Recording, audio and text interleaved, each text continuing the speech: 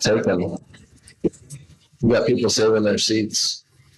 You were on, no, Mike. Now you were though. We'll just assume that Alex is back there listening. Alex, if you're listening, give us a wave. She's not. Test, test, 2, 3, test, 2. I'm hot.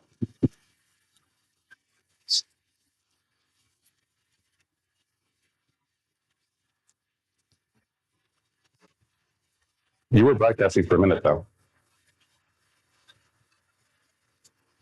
You guys can keep talking. We haven't started yet. You're good. But we do have our first question from somebody who'll go unnamed. Where are the snacks? There are no snacks. Sorry. Sorry, Tannen, no snacks.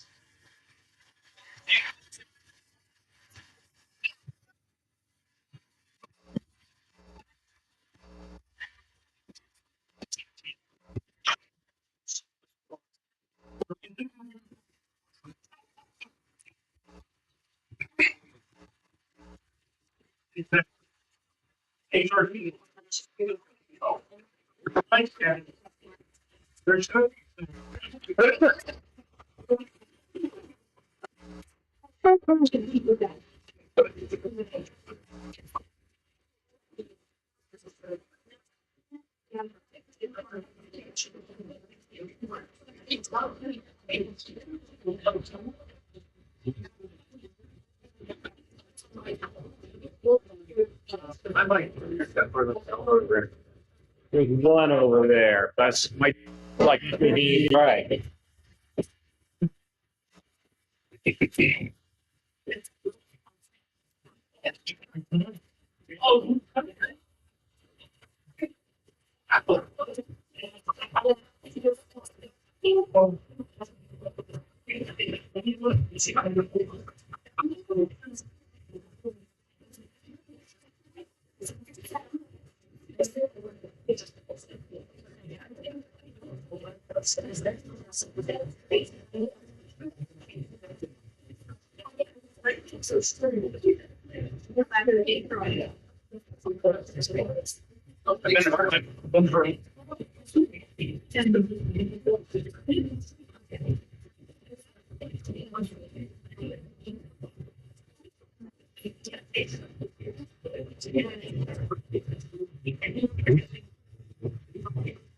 No, the video's already running though.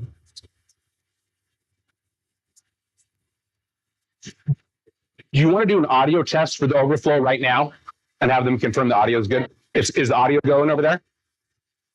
Awesome. Okay. Thank you. Thanks for everything.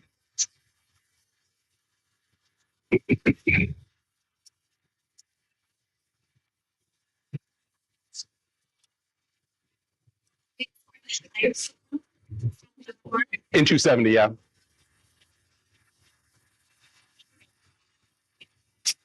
Yep.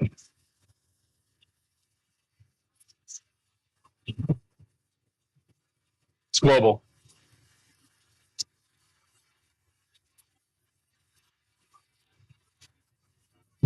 There's sign-in sheets. I might add that.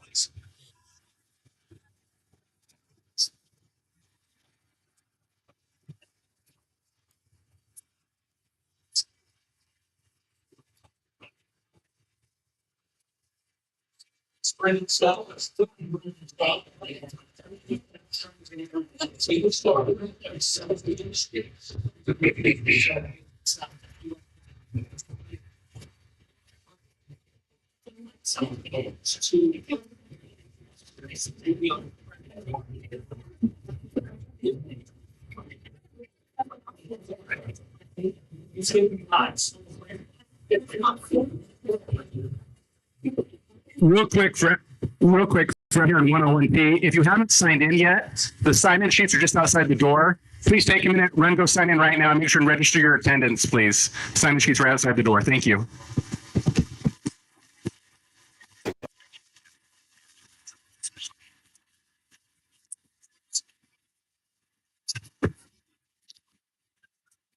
Jazz. I love jazz. I love jazz. I focus with jazz. I focus with jazz.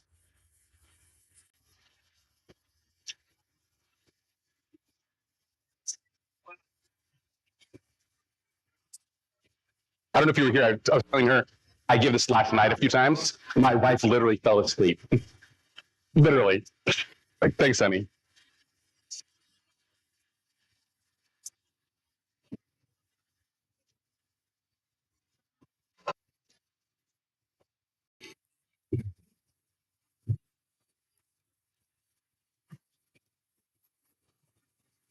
Inner Sandman.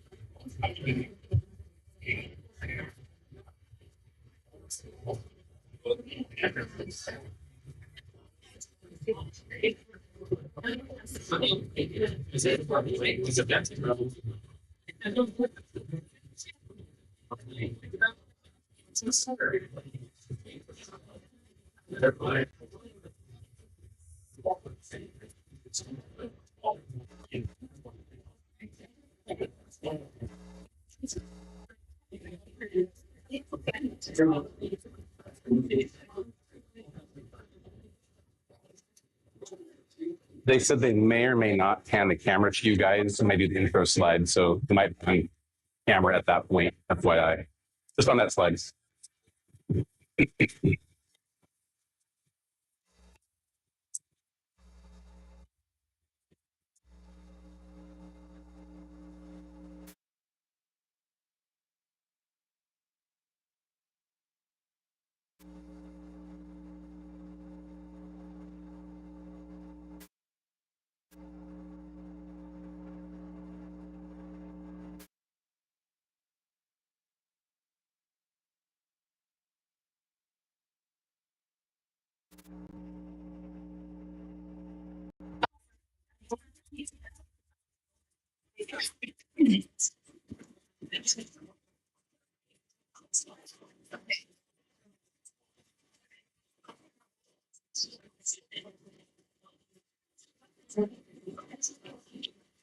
I'll look at it.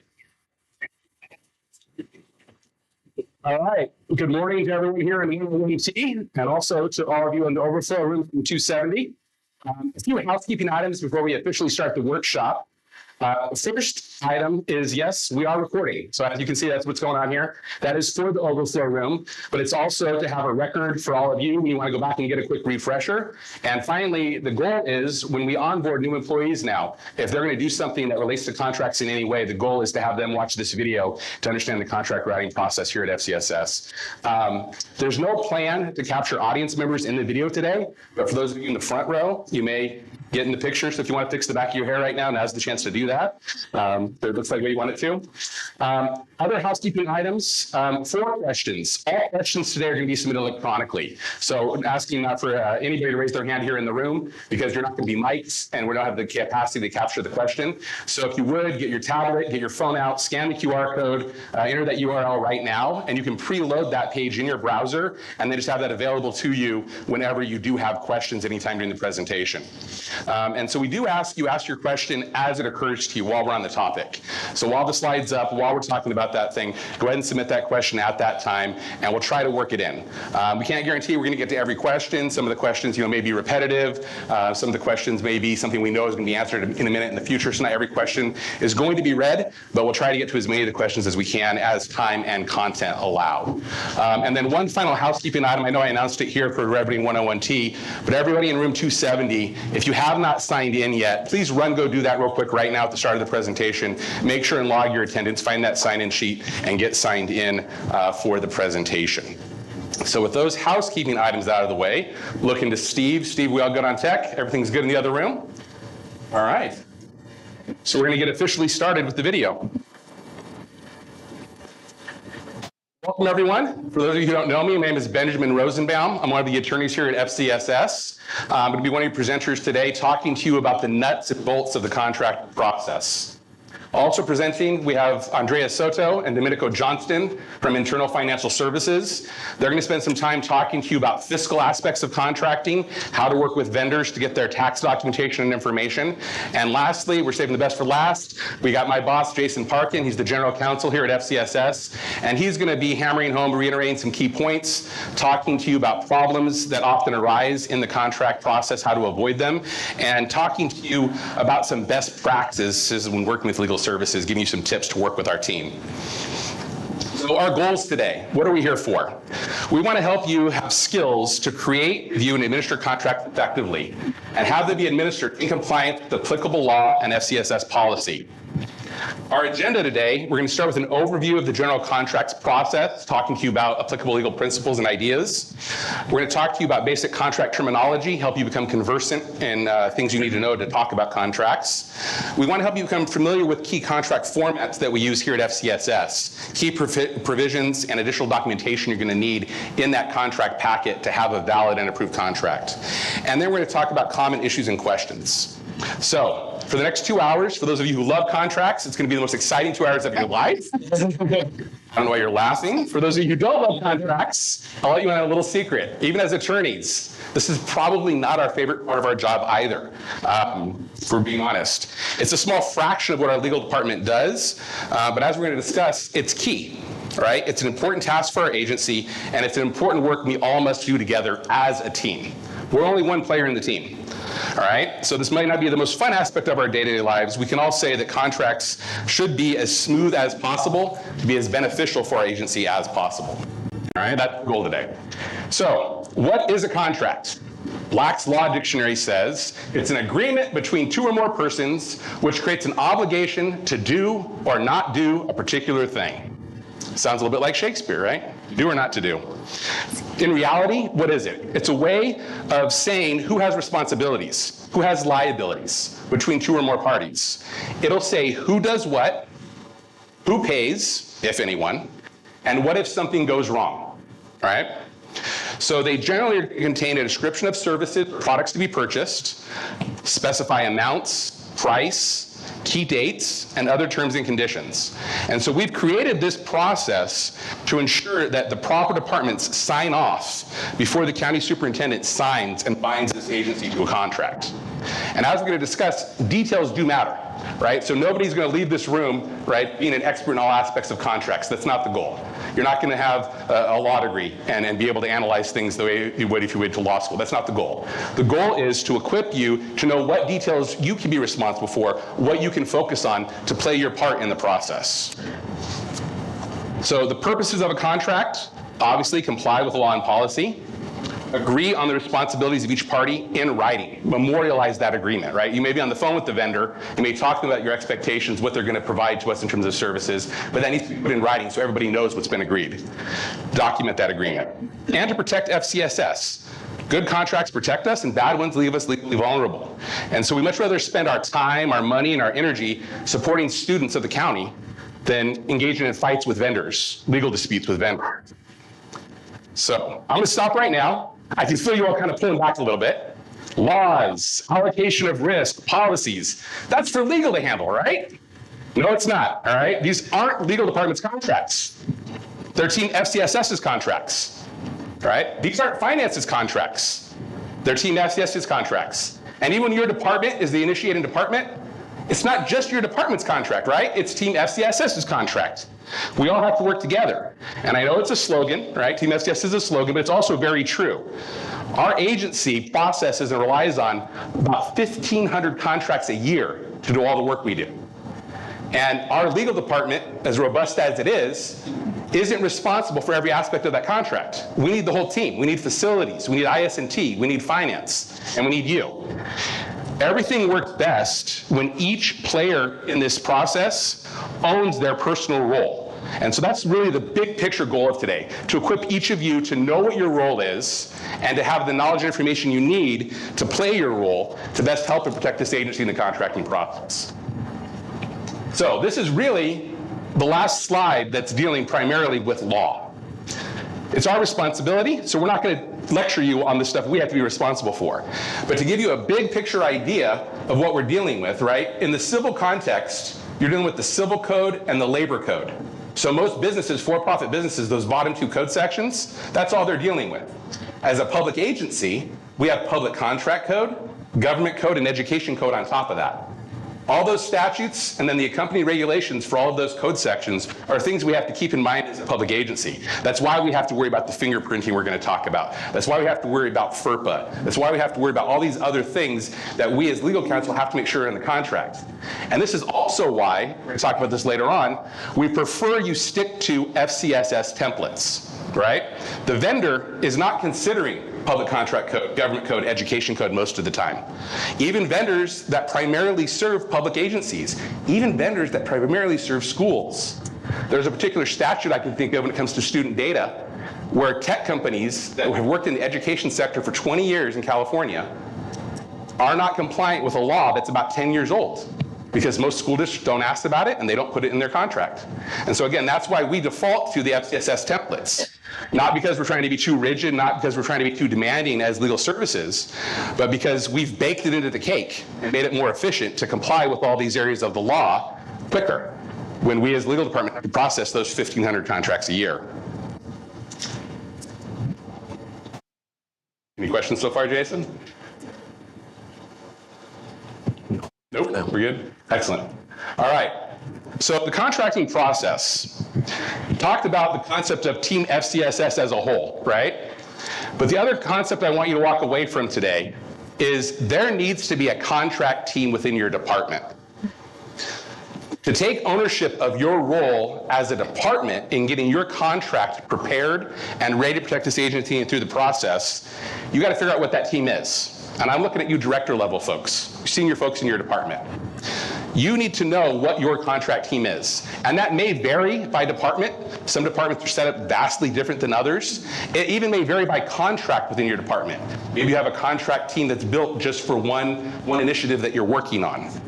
And so ultimately, it's up to that director and working with that cabinet member in that department to figure out what their contract team should be, who should staff it, who's going to play a part in which part of it, and what their role is going to be. But if you're not really clear on that assignment already in your mind, if you're not picturing your contract team and knowing who's doing what already, this is a good time for you as a leader in your department to reassess that. Talk about that with your team. Actively build that contract team so people know their roles and functions. And people are also cross-trained. So when somebody's out sick, hey, who knows how to do this part of the contract?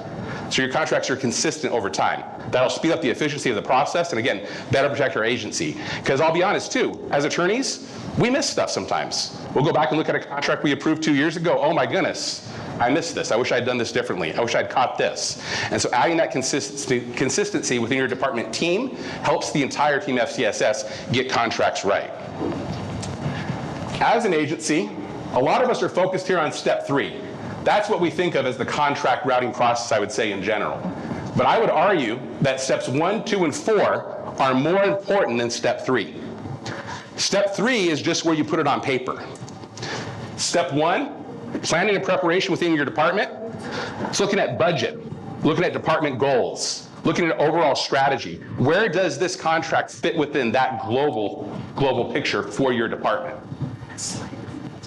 Step 2, if you have federal funds in your department, you're familiar now with the federal procurement requirements. We have to do a competitive selection or a bidding, do an RFP.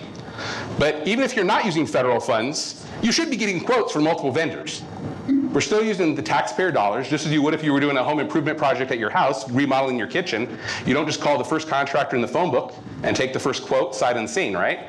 You're going to get multiple bids. We should be thinking about the same things here. Working with reputable businesses that have a competitive rate for the services that we need as an agency, trying to get the best value for our dollar. And only after you've done steps 1 and steps 2 do you begin 3. And by the time you get to 3, hopefully you've already talked to the vendor. You've negotiated the details, the particulars. You've talked it through. You know what you're going to put in writing. And because you have your contract team built, you know what documents you need to gather, what you need to pull together to make that contract packet. And you're going to start that packet, and you're going to allow a minimum of 15 work days, once routed, for final signature by the county superintendent. But you're still not done. Step 4, we've got to keep an eye on this. We need to hold the vendor's feet to the fire. We need to hold ourselves accountable as well when we're contracting as a service provider to make sure we've provided the services and that we've collected those funds. That should be in your budget. You should be expected to get those monies paid to us, right, if we're going to provide those services to our districts. Make sure the contract is performed. Any claims that need to be taken care of. Hopefully no litigation, knock on wood, right? And keeping records historically for your department. We as a legal department, try to keep a record of contracts, but ultimately once your contract has expired, keeping that historical record, that's on each individual department to keep that record. That bottom circle, contract process is not a straight line, right? It's going to start with the initiating department, with your area accountant. You're going to get that approval on the contract routing sheet. We'll talk about that, make sure that the items are budgeted correctly. Then it's going to go to legal, then finance. Any necessary approvals that need to be added on top of that could be facilities, could be IS&T, need to be routed if they're going to be doing some software, technology, computers. They need to sign off to make sure your systems, those types of things. And then and only then do we get the superintendent's signature that allows us to go back to the department and get the other party's signature to finalize that contract. So prior to today's presentation, I sent out a survey to everyone, talked about what is your experience with the contract writing process? What have you done? And so for those of you that didn't click on that survey, most of you did. We got pretty good participation. I appreciate that. But for those of you that didn't click on that survey, the roles and functions we talked about were planning related to the goods and services, communicating with the vendors about the goods and services and pricing, obtaining required documents from the vendor, filling in the FCSS contract template, preparing the contract routing sheet and the packet for routing, reviewing the contract packet for completeness and accuracy, and ensuring the vendor properly performs their obligations. Again, I'm going to hammer on this. Senior people in your department, directors, all of those roles and functions, you should know how to do them. Because how can you supervise them if you don't know how to do them? And not to say you're not going to assign those tasks to various players on your contracting team, but ultimately the responsibility relies on you. And if the contract process isn't working smoothly within your department, that's on you. All right, and so educate yourself in this, build yourself up. If you need some one-on-one time with the attorney that works in your department with contracts, you're seeing common problems, common things in terms of consistency, we're available to you, talk to you one-on-one, coach you up and talk to you about the particular things in your department, what your needs are. We're happy to do that. So a little bit more detail now about the steps in the process once you route your contract. All right, so this is that step 3 here that we all, excuse me. This is that step 3 here, right? We spend the 15 work days on. What are those days spent doing? All right, so here's the basic picture of that. Stage 1, you're initiating a department. You're going to work with your area accountant, that's the responsible parties there, to complete those tasks in the middle that we've talked about. Communicating with the vendor, getting what you need, and then reviewing it, making sure it's complete. You're going to complete that process a minimum of 15 work days before the contract is needed and before the services are supposed to start or the goods are supposed to be delivered. Contracts shouldn't be started after the services have started. I'll be honest, it does happen. It shouldn't happen.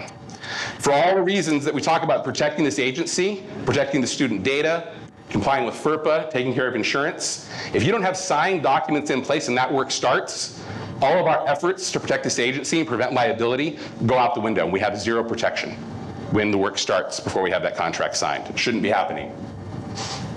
All right, so after you route that, it's going to come to legal services.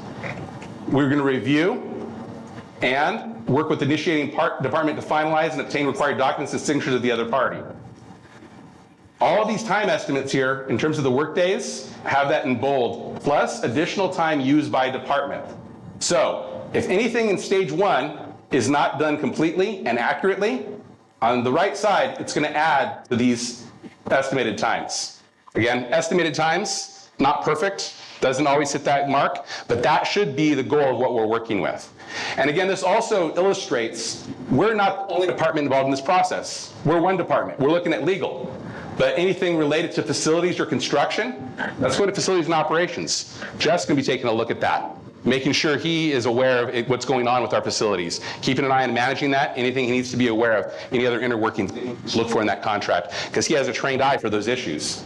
IS&T is going to be reviewing things related to our website, computers, equipment, software, making sure we're going to have compatibility and not have introduced problems into our electronic ecosystem, right? And the business services definitely is going to be involved.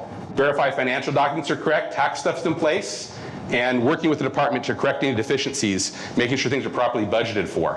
And then and only then is it sent to the superintendent or deputy superintendent for approval and signature. Then there are a few steps there. Business department is going to retain documents and invoicing. Keep in mind, 30 days after the date the contract is signed by both parties should be the norm, should be the standard. Unfortunately, far too often we get a rush contract, services are already started, and oh, by the way, the vendor wants to be paid. The vendor wanting to be paid is not a rush.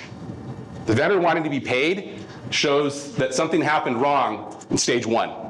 Communication, the pre-planning, the work ahead of time, that's an indication that that wasn't done correctly.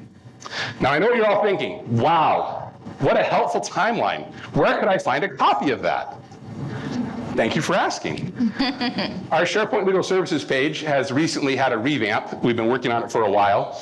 And what we've created is a new section on that page, the contracting guide section right here.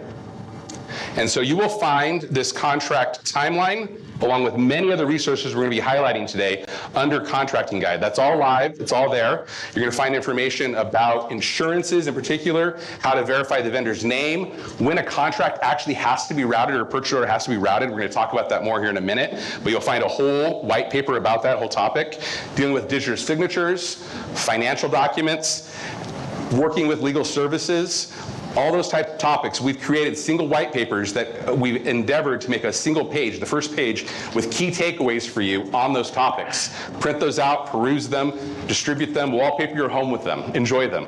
We've spent a lot of time working on them, we're really proud of them. The other thing on our SharePoint page I want to highlight, there are a few more things here I want to highlight. For those of you that haven't been here, we have executed department contracts. That is a commonly used folder, and that is where you as a department are going to find current contracts that are currently in place, warehoused. And so when you need to do an amendment and you need to find a contract number, figure out what the last version of the contract said, that's where you're going to start going as a department.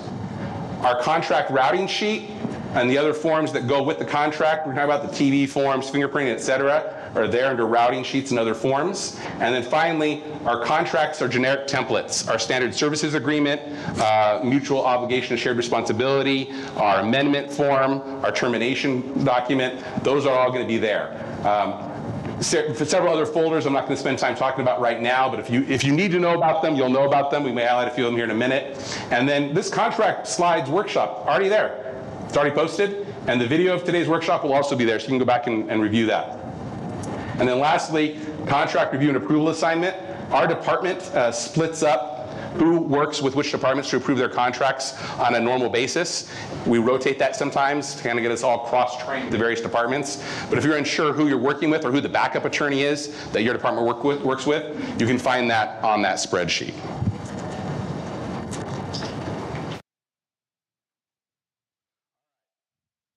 This slide, subtitled, "But when can I skip the process?" Because everyone wants to skip the process, right? The default is rarely, but there are times when you get to skip the process.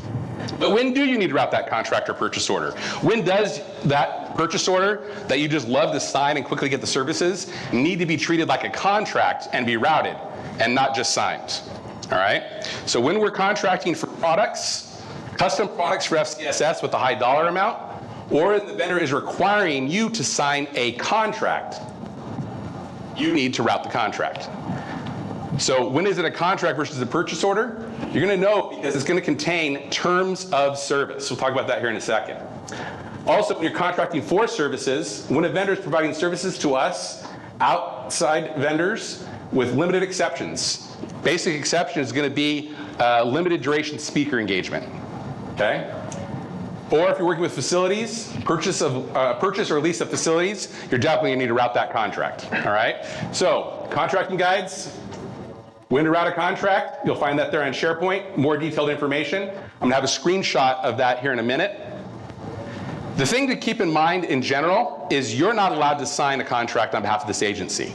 So if you're being asked for your signature, you need to make sure it's not a contract that you're signing. Only Dr. Lira, Kevin Otto, They're designees. They're the only designees that the superintendent has designated to sign on her behalf, and then the superintendent herself. Those three folks are the only people in our entire agency that are authorized to sign a contract and legally bind this agency. So if you're signing something and you're unsure if you're going to be legally binding this agency, immediately talk to legal services, discuss it with us. So if you're presented with a purchase order or quote that contains terms and conditions beyond the simple quantity and price, or has a web link to terms and conditions beyond quantity and price, do not sign the purchase order or quote. Discuss it with legal services, even if you think it falls within one of the exceptions. Because this is a screenshot here from that guide, right? Written contract and purchase orders required for everything in the left column.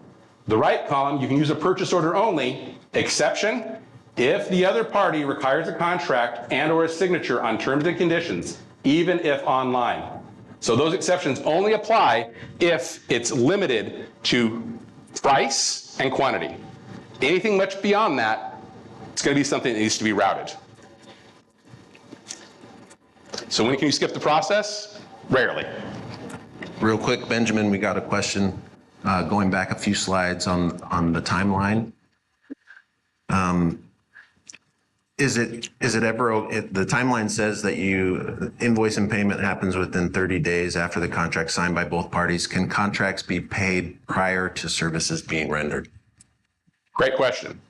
So there's a concept legally that we have to deal with that in California, you may not make a gift of public funds.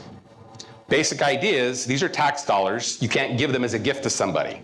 Makes sense, right? So if you are operating a business and you have small cash flow problem, you need some margin, you need a short-term loan, wouldn't it be great if you could bill your client $100,000 in advance and get that $100,000 before you have to output any money to provide the services or the goods? It'd be great, right? It's a short-term loan essentially. But with a short-term loan, there should be interest. So the question for us as a public agency is it permissible for us to make short-term loans to vendors? And the answer is legally no. So in general, it's a long way to say, prepayment is generally not allowed on contracts. There can be limited exceptions where you have to secure maybe a hotel room block in advance and you have to put down a small deposit to secure that. That has to be pre-authorized. That may be a limited exception. There may be something where we are having something custom done where they have to actually buy and obtain goods to start that custom work before they can deliver it to us, and that may be permissible. But if you're gonna ask for prepayment for a contract, the process for that is to talk to Dr. Lira, explain the need. She'll have her questions that she'll have to ask you, and you'll get an email back and forth with her. Dr. Lira, can you please approve prepayment for this contract? And when she responds yes, that email goes in the back of your contract packet so legal knows that this is a pre-approved prepayment, which should be pretty rare, but it does happen. All right, let's talk about the contract mindset. Already talked about this, but contracts need to be in place before services commence or any product is delivered. The parties' obligations and rights are governed by the face of the contract. Departments must ensure that there are no side or outside agreements or understandings. So if you have an email chain with the vendor going back and forth talking about the specifics of the workshops they're going to be providing and the workbooks and the materials they're going to bring, but you don't memorialize that in the contract, that email isn't worth anything, right? It has to be in the contract. Staff in your department must be able to understand, monitor, and enforce the agreed upon terms and conditions. So that comes down to your contract team. Who in your department is talking to the vendor? Is your department communicating left hand, right hand, knowing what you're doing? Are you coordinating? Does everybody know what the vendor has been told and what's expected? And is that getting itself into the contract? And really, the gold standard, something to keep in mind throughout all these discussions today, and we'll talk about writing your scope of work here in a little bit, but an outside party who knows nothing about what is occurring and what FCSS does as an agency must be able to look at the contract and understand everything that is supposed to be happening. So I like to give the example, think of your aunt and uncle, ones you only see maybe on Thanksgiving. They know nothing about FCSS, nothing about what your department does, nothing about what we do. They know nothing about the vendor services. If you handed them the contract you have with the vendor, the scope of services that you worked on drafting, could your aunt and uncle decipher it, figure it out, and explain it to you in plain English? If the answer is no, probably need to go back and fine tune and tweak that. So it's the aunt and uncle test, right? And the other thing to keep in mind, whoever is talking to the vendor needs to be intimately involved in the contract process, in the planning process within your department, unless they're given a very small, discrete task. If they're only given the task to obtain the documentation, for instance, maybe then they don't need to understand the larger picture. But if they're discussing any of the scope of work, any of the conditions of services, any of the quantities and types of products with the vendor, they should be involved in the planning. So whoever's the front lines with the vendor should understand what they're asking for and what they're doing. Benjamin, along those lines, we've got a question. Who's responsible for composing draft contract language? When something's incorrect with the language, who should be correcting the language, and who should be in communication with legal services on contract language? It's a 3-for-1. Perfect timing for this question. Ultimate responsibility, the director level folks, the contract supervisors. So I jumped ahead here to the contract routing sheet. That's why we added this a few years back. The contract supervisor needs to have their name here in the top right corner.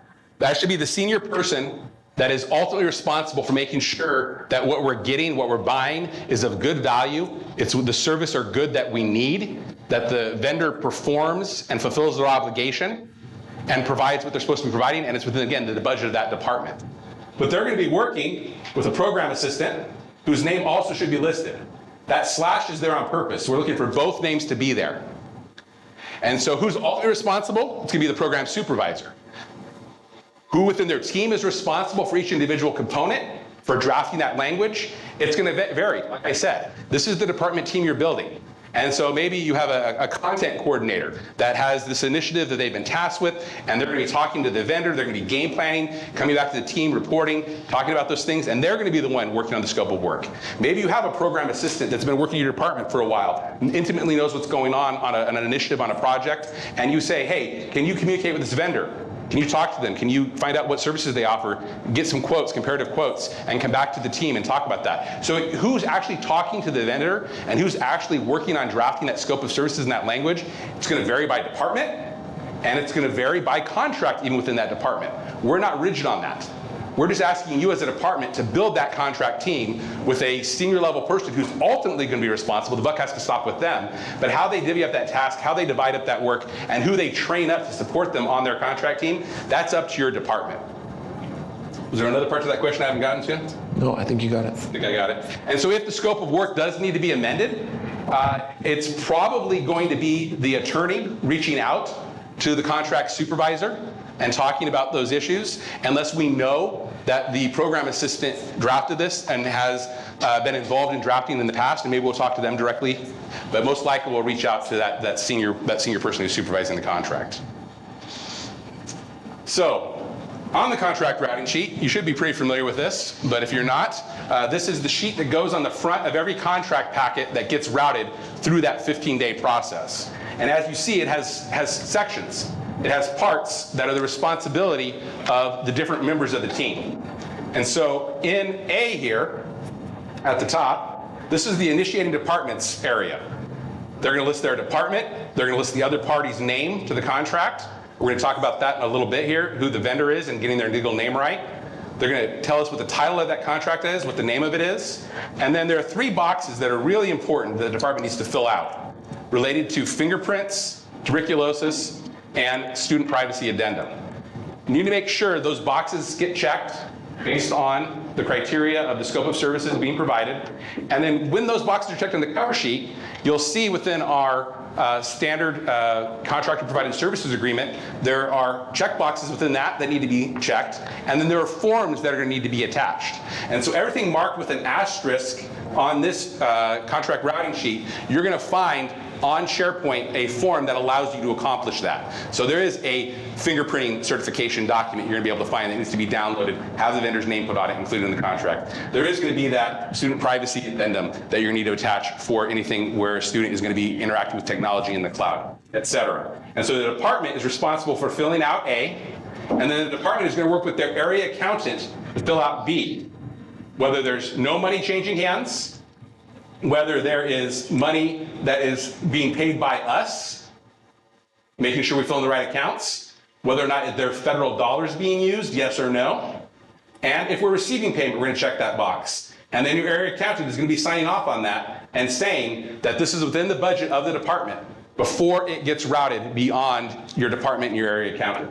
And then and only then does it go to your initiating department admin for approval. It's going to be your cabinet level person who's going to be signing off to route that contract to the rest of the process. And that's when the rest of the 15 days happens, where legal gets it, we do our approvals, facilities, IS&T, and then business services. We get all the necessary sign-offs before it goes to superintendent or designee for signature. And then that's what leads to performance and retention of the contract. On this slide, I was going to talk about prepayment and deposits, but we already did that. So we're good to go. But this form really represents what Team FCS does. All the different roles, all the different players in the contract process. So I want to take a pause here before we get into some more of the nuts and bolts of what your responsibilities are, what role you play as a department, and just give you some basic terminology. When we talk about the parties to the contract, nothing magical about that, right? It's just the person, the agency, the entity involved. Your effective date is going to be the first date on which the contract becomes legally binding. Your termination date is the last date it's legally binding. And there may be some legalese where some of the terms and conditions survive termination. For instance, compliance with FERPA. You don't just get to not comply with FERPA once the contract's over. And so we generally have provisions that talk about that extending beyond the end of the contract. The contract term then is that whole period of effectiveness, right? From the start to the end. Performance period is different. Performance period is the short period of time potentially within the larger contract where things must be done. So for instance, you have a vendor who's going to be providing trainings, multiple trainings. You start contract on January 1st and the contract runs to June 30. That's your entire contract term. Your performance period might just be the weeks where are scheduled to come and actually give the workshops. Basic terminology I also want to focus on: termination with cause and termination with or without cause. These are big ones. And these are kind of good examples of things that we do want to work with you and help train you up to understand and to know. Termination with cause means you're terminating the contract because something went wrong, right? So the other side, the vendor, did not fulfill their obligations, didn't do what they said to. They blew a deadline. They didn't deliver what they promised they were going to deliver. Didn't deliver quantity, type correctly. And so we can say, because they failed to perform one or more provisions of the contract, we're going to terminate the entire thing. As opposed to with or without cause. That means we're going to terminate the contract just because we need to or want to. Much more flexible. But the thing to keep in mind is the vendor also has that flexibility. So if you're going to be in a situation where you're going to be left high and dry if the vendor flakes on us on short notice, you want to be careful about allowing that. But guess what? You get to control the notice period. And so our standard contract that we use most often with our vendors is our contractor provided services agreement. Termination during the contract term. Everything in blue on our templates, should all be all the blue stuff, are things you as a department are responsible for. You get to edit. And so there's a checkbox there. It says mark 1 in the instructions. Do you want to allow termination only with cause or with or without cause to have that flexibility? But then what's the notice period? How many days in advance would you actually be left high and dry if the vendor backed out? You as a department are responsible for filling that in. You have the power, you have the authority to figure out what works for your team and to do that planning. And so anything in blue, any checkbox, anything on those templates that you don't understand what it means or why it's there, after this training, make a list of that stuff, set up a time to talk to the attorney that works for your department, talk it through with us. We want to coach you up and help you make purposeful, knowing choices on those blue options. So you fill in the things that best work for your department. So you have that notice period that actually works with your event, works with your initiative, and you're not left high and dry with that vendor, but also leaves your department the wiggle room, if you need to change things. Contract amount, more basic terminology. That's the amount that one party will pay the other for the services or the goods being purchased. Payment schedule, basically what it sounds like. When are they going to be paid? What is the schedule on which they'll be paid? And again, the payment schedule should align with the work performed. We shouldn't be doing a payment schedule that is providing prepayment. We should be providing staggered payments that align with the staggered work being provided. Prevailing wage, not going to spend too much time on that, but it's a salary rate set by the DIR, according to which a contractor or vendor must pay its employees for public works, as that is defined legally. So anytime you're dealing with a public works situation, you'll be talking to Jeff, and he'll be talking to you about prevailing wage. A little bit more terminology in terms of breaking down contracts, the parts of a contract. I want to go through this really quick. The title of the contracts, pretty self-explanatory. Preamble introduces who the parties are. So our template has a place at the top to fill that in. So party names, essentially. Recitals is a statement of pertinent background information. You're not going to see that as often with our contractor provided services agreement and working with most vendors. You'll see that more in the MOU context when we're talking to another agency. So when we're saying we're going to collaborate with Fresno State, for instance, on something, we might have a contract that has a recitals section that talks about background facts and goals and why we're working together with them. Not necessarily legally required, but kind of helpful again for that third party that may be reviewing this to understand, why did we come to the table together? Why did we join forces on this issue? Body of the contract, that's the meat and potatoes. That's where you're going to find the scope of work, description of services, description of goods being purchased.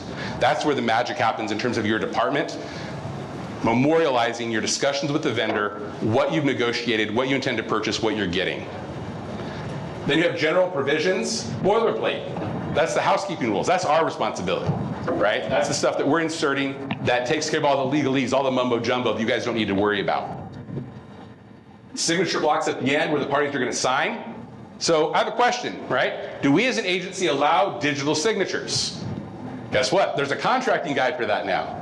You can find that under SharePoint. We do accept digital signatures, but it's more than just somebody going to their fonts and selecting the calligraphy font and typing their name. It's not a digital signature, right? A digital signature can only be accepted if it's accompanied by a legitimate digital certificate. So when you sign in Adobe, you go through that verification process. You give Adobe your name and your email address, and they verify you're who you say you are. That makes that digital signature legally binding. So if we're going to work with a vendor that wants to give us a digital signature, we need to be sending the entire document to them in a digital format. Not just the signature page, not just a portion of it, leaving the boilerplate off, but the entirety of the contract in digital format. They need to digitally sign it and send it back to your department in the native format it was signed in with that digital certificate in its entirety. They can't just send back the signature page. It has to encompass the entirety of the contract. And you must keep and maintain that electronic copy in the format it was signed in.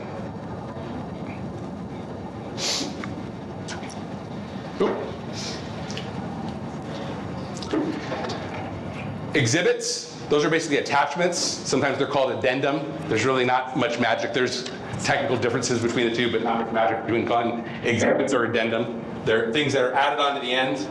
Supporting documents, that's something internally you're going to have. That's going to be your proof of insurance. That's going to be your Secretary of State information. That's going to be your proof of competitive selection documentation if you have to go through the federal process. That's the thing that round out the contract packet internally to make sure you've done your due diligence.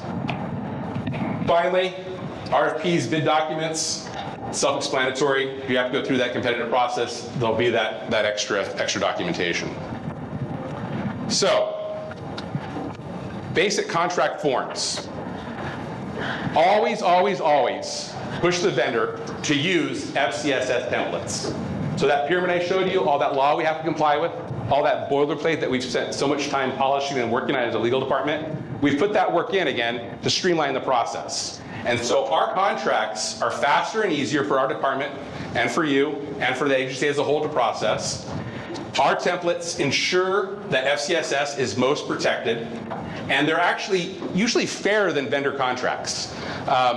When you've been an attorney for a while, reviewed a lot of contracts, you can kind of figure out how the vendor came to get to their contract a lot of the time. We get the fun one that's the cut and paste job. They clearly just Googled stuff and cut and paste stuff from various sources and kind of cobbled it all together. We can tell when they took a kind of an off-the-shelf template that was kind of supposed to be one size fits all. We can tell when they thought they were going to play attorney and they decided to draft it themselves. We usually have a pretty good eye for that. But bluntly, a lot of vendor contracts are kind of a wreck. And sometimes we can find a way to live with them. Sometimes if we absolutely have to, we can work with them and negotiate with them and get that fixed. But again, it's going to add to the time, add to the process. And we as a department are going to have to set down the work we're working on and focus on this particular contract and help you negotiate that when our off-the-shelf template that we have is a better fit most of the time. And so our basic contract you're going to use with a vendor most of the time is our contractor provided services agreement. That's the one we're spending most time talking about today because it's the most common. We also have a cooperation and shared responsibility agreement. That is going to be used almost exclusively when we are contracting with another public agency. There are protections that we don't have in that contract, assuming we're not dealing with a for-profit company or even a non-profit private company. We're assuming we're dealing with another public agency, like a Fresno State or like a school district, where we're using that cooperation and shared responsibility agreement. Another common form that we have on our SharePoint page is our amendment document, and that is drafted to work in tandem with the rest of our templates. And so when there's a change, we'll talk more about amendments here later, but when there's a necessity for an amendment, that form is meant to be a real quick, easy way to get that done. You can use the amendment form if we had signed a vendor's contract sometimes, but it's not always going to be a nice fit because we don't know how they formatted their contract, how they laid it out. So yet another reason to try to use our template if we can. The other form we have there on SharePoint is our mutual release and termination document. That basically is how you cancel a contract, how you terminate it if it's a mutual termination.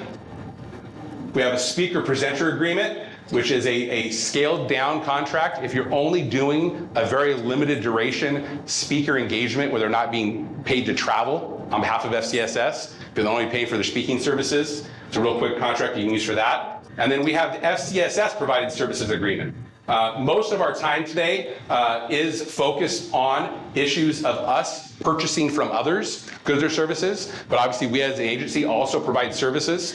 We have a template for that. And then many of you know, if you're a department that is a service providing department, that you have regular contracts with your districts, with your client districts that buy services from FCSS. And so I see Trish over there. She has one of my favorite FCSS provided services agreements for school psychs. And it's something we've probably used, 10 years now? And it's been tweaked over time. It's been refined. Problems have come up with some districts. And we've tweaked the contract to put her and her department in an even better place when FCSS is providing those services. And so there will be custom service provider agreements that your department will have if you're a department that provides services to districts.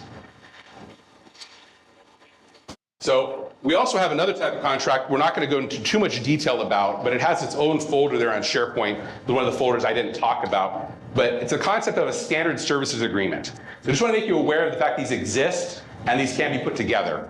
And they're for reoccurring services from one vendor for multiple departments. So for instance, fire extinguisher services, right? I don't know if you've thought about it, but fire extinguishers, we don't have one in the room here that I'm seeing, but they hang on the wall, right? They go back, they get old. They have to be recharged, refilled. And so we have fire extinguishers at multiple sites, run by multiple departments. We need fire extinguisher services. We don't want to do a contract for each department. We have a master document that we do more work up front, but then it's quicker on the reoccurring as needed basis to have those services performed. So if you're a department that's signed on to a standard services agreement, you just issue that PO before services commence. And that purchase order, you're basically buying off a menu. The standard services agreement just puts together a menu of those common services that multiple departments need from that vendor.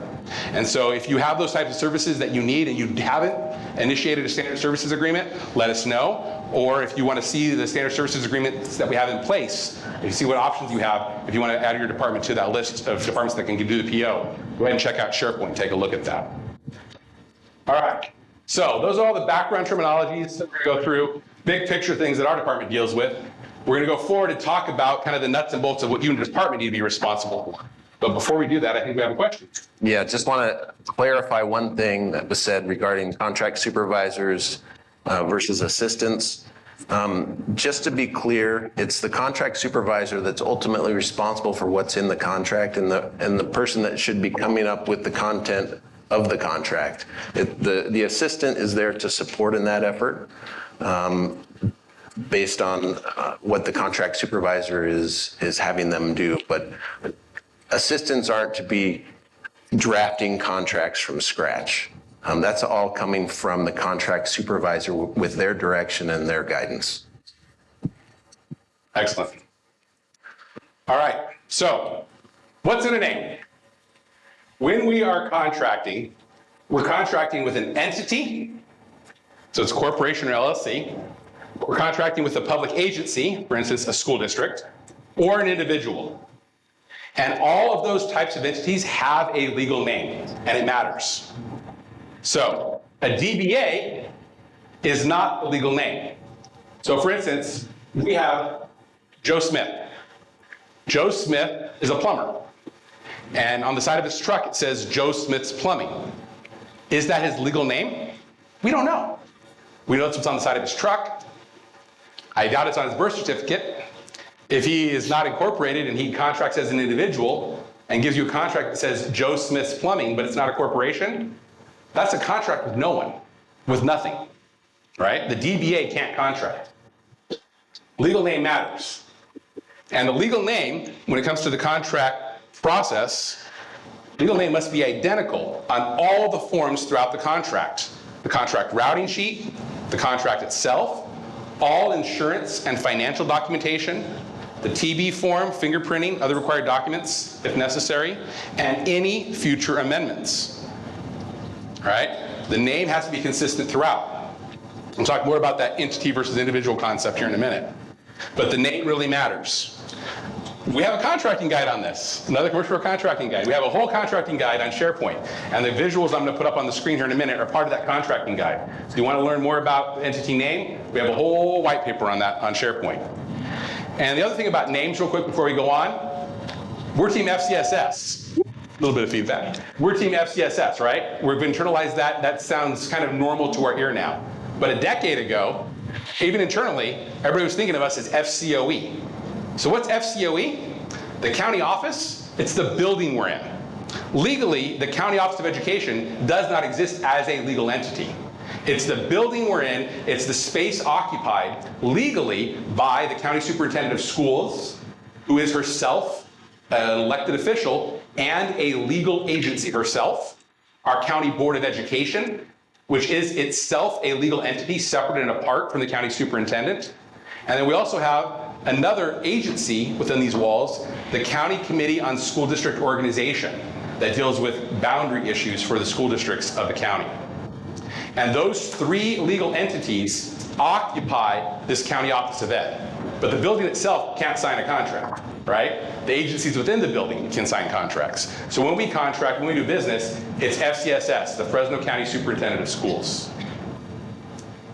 Talking more about a name,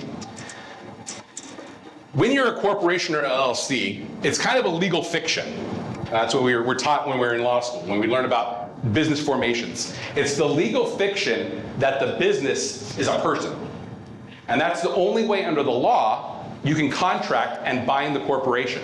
If we didn't treat the business as a person, it couldn't ever have any legally enforceable rights. The business couldn't sue or be sued.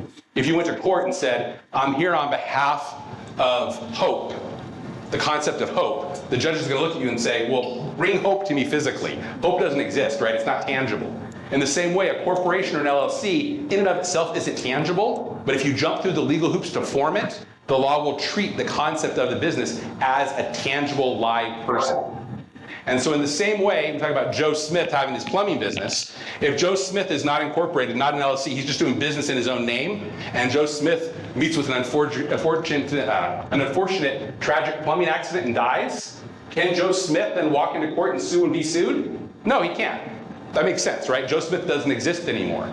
Well, in the same way, if you're a corporation or LLC, you jump through the legal hoops to be a corporation.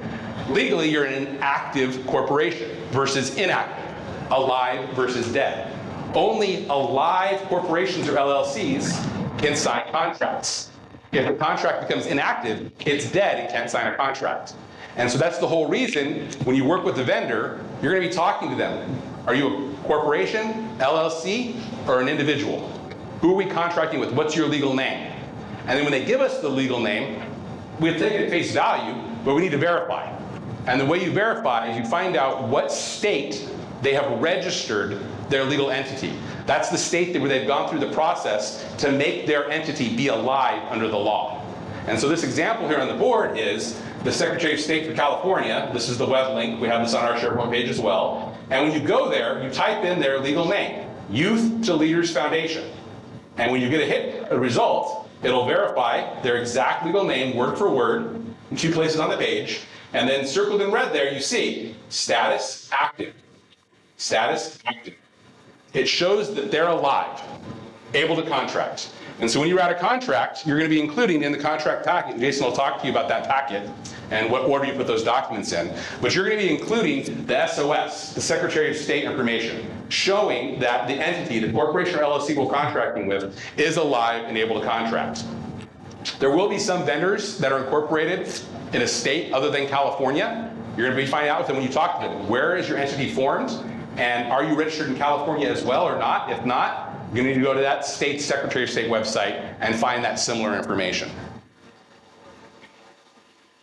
All right, scope of services. Something we get a lot of questions about. Something I'm going to slow down here for a minute, and hopefully when you draft your contract, you slow down a minute as a department and make sure you get this right. Because really, only you know what should be in the scope of services. Only you know what your department is expecting to get from the vendor, and only you know what you've discussed with the vendor verbally or via your emails. And it's your responsibility to gather that and get that in the contract. And why it's important? For implementation, for the party providing the services and the party receiving the services. And then for enforcement. If there's a dispute, attorneys have to get involved and say, hey, they didn't do what they were supposed to do. We have to be able to point to what they were supposed to do. And where we're going to point to that? In the scope of services. So get those expectations in writing. Everything discussed in the planning stage needs to be in the scope of services. It's going to say who must provide what. And so our templates, we define at the beginning who we are. We're FCSS. And then we either define the other party as contractor or agency. So when you're drafting the scope of work, go ahead and adopt that terminology. Contractor will provide contractor will provide FCSS 500 widgets on May 1st. Okay? Adopt that. When, right? May 1st, the timeline. Where? Are they providing it at a specific location? Is it virtual? Why? The why, again, may not be in every scope of services. That's going to be more, again, what's more of a collaborative effort working with another public agency. But the why sometimes is good to include. I'm looking at Matilda nodding her head. I'm thinking of, we just talked to SCOE a while back, right? Talked about the why in the contract. You have to put that in sometimes. And then the how. What is the method of delivery? And again, you may be specifying it's done virtually, et cetera. Now, there's nothing magic that happens in the scope of services. You don't need to include legalese. Big $10 words. You have to get your thesaurus out. That's actually worse, not better. Again, it's the aunt and uncle test. Are they going to be able to read this and understand what's going on? So don't spend a lot of time trying to be flowery. You don't need to go to ChatGPT and make it be beautiful. What really matters is being precise. Putting all the details in. If it's something that you as a department had to think of in the planning stage, if it's something you as a department had to discuss with the vendor, that's the something you need to put in the scope of services. Be precise and be complete. Take ownership of what's in there and make sure it really matches your expectations and matches reality. And again, this is the commercial for department leaders. Go back and self-assess your contract team. Who's on the team that is building this scope of services that you're ultimately responsible for? Who can you empower on your team to be a part of this? And again, it could be on a department-wide basis, and it could be on a contract-by-contract basis, how it's done. If you are using these defined terms, the FCSS, contractor, agency, as we've outlined them and we've given them to you in the contract template, please use initial capitals. That indicates that that agency means the agency that's previously defined. That's why you always see it be initial caps, all right? Don't assume details. Take a step back, look at the larger picture, and see if there's anything missing. The other concept I want to talk to you a little bit about with scope of services and contracts, I've worked with various metaphors, and the one that came to me naturally, and I was actually playing with my kids, is Lego bricks, right? So most of us, even if we haven't played Lego, we know the concept of a Lego set. And so think of a contract, the entire contract, as a big Lego castle, all right? And so FCSS has our templates, but the vendor may also have their template they propose to you. And so the first time you're talking to the vendor, they give you a quote, they give you a proposal. Maybe they give you a separate scope of work attached to a letter or a quote. Maybe they give you a scope of work that's included inside their own agreements. Think of that scope of work as just the scope of work bricks. When you take their scope of work and put it in our castle, you don't just take their whole castle and plop it on top. That's 2 castles. That would be 2 entire contracts. What you want to do is be precise. What bricks in whatever castle they propose is truly the scope of work. Take only that part of it and bring that to our template, bring that to our castle, and build it in, make it fit, and make it match reality. So I'm going to come back to that here again in a minute, but hopefully that concept makes sense. I've seen some nodding heads, so hopefully the concept makes sense. Benjamin, quick question on that issue. What if the vendor won't use our contract? There are times that happens, and there are times that we have to work with the vendor, and that's okay. It just, again, it's not going to be necessarily as quick of a process, as smooth of a process. It may require 1 or more phone calls. Sometimes it requires us to be on the call with the legal counsel for the other party, and that happens. And we do have to negotiate. Sometimes they're reasonable, sometimes they're not, right? Attorneys are just people. Some people are easier to work with than others. And there's sometimes when we get on the phone and we talk to the attorney for the other side, and it's a dream. They totally get what we're going for. We're on the same page. I had a contract recently. We were dealing with an international company. I ended up talking to a Greek attorney who was based in the UK. We had to find a Zoom time that worked and everything else. Best guy I ever met. He told me next time I'm in Europe, he wants to hang out and have a beer. Great guy, right? Easy to work with. Other times, you have a real small contract, it's a few $100, and they act like it's a Supreme Court case, and we try to negotiate them. And so vendors are sometimes easy to work with and sometimes not. And if they have attorneys, they're sometimes easy to work with, sometimes not. But if you as a department have looked around, found a reputable service, somebody you need to contract with, and they're insisting on using their contract, we get it, it happens, and we'll work with you and make it legally compliant and try to make it work for our agency. Bluntly, there are times when they're so unreasonable we can't make it work. Real quick war story. We were gonna buy some equipment. We're talking 6 figures, custom equipment.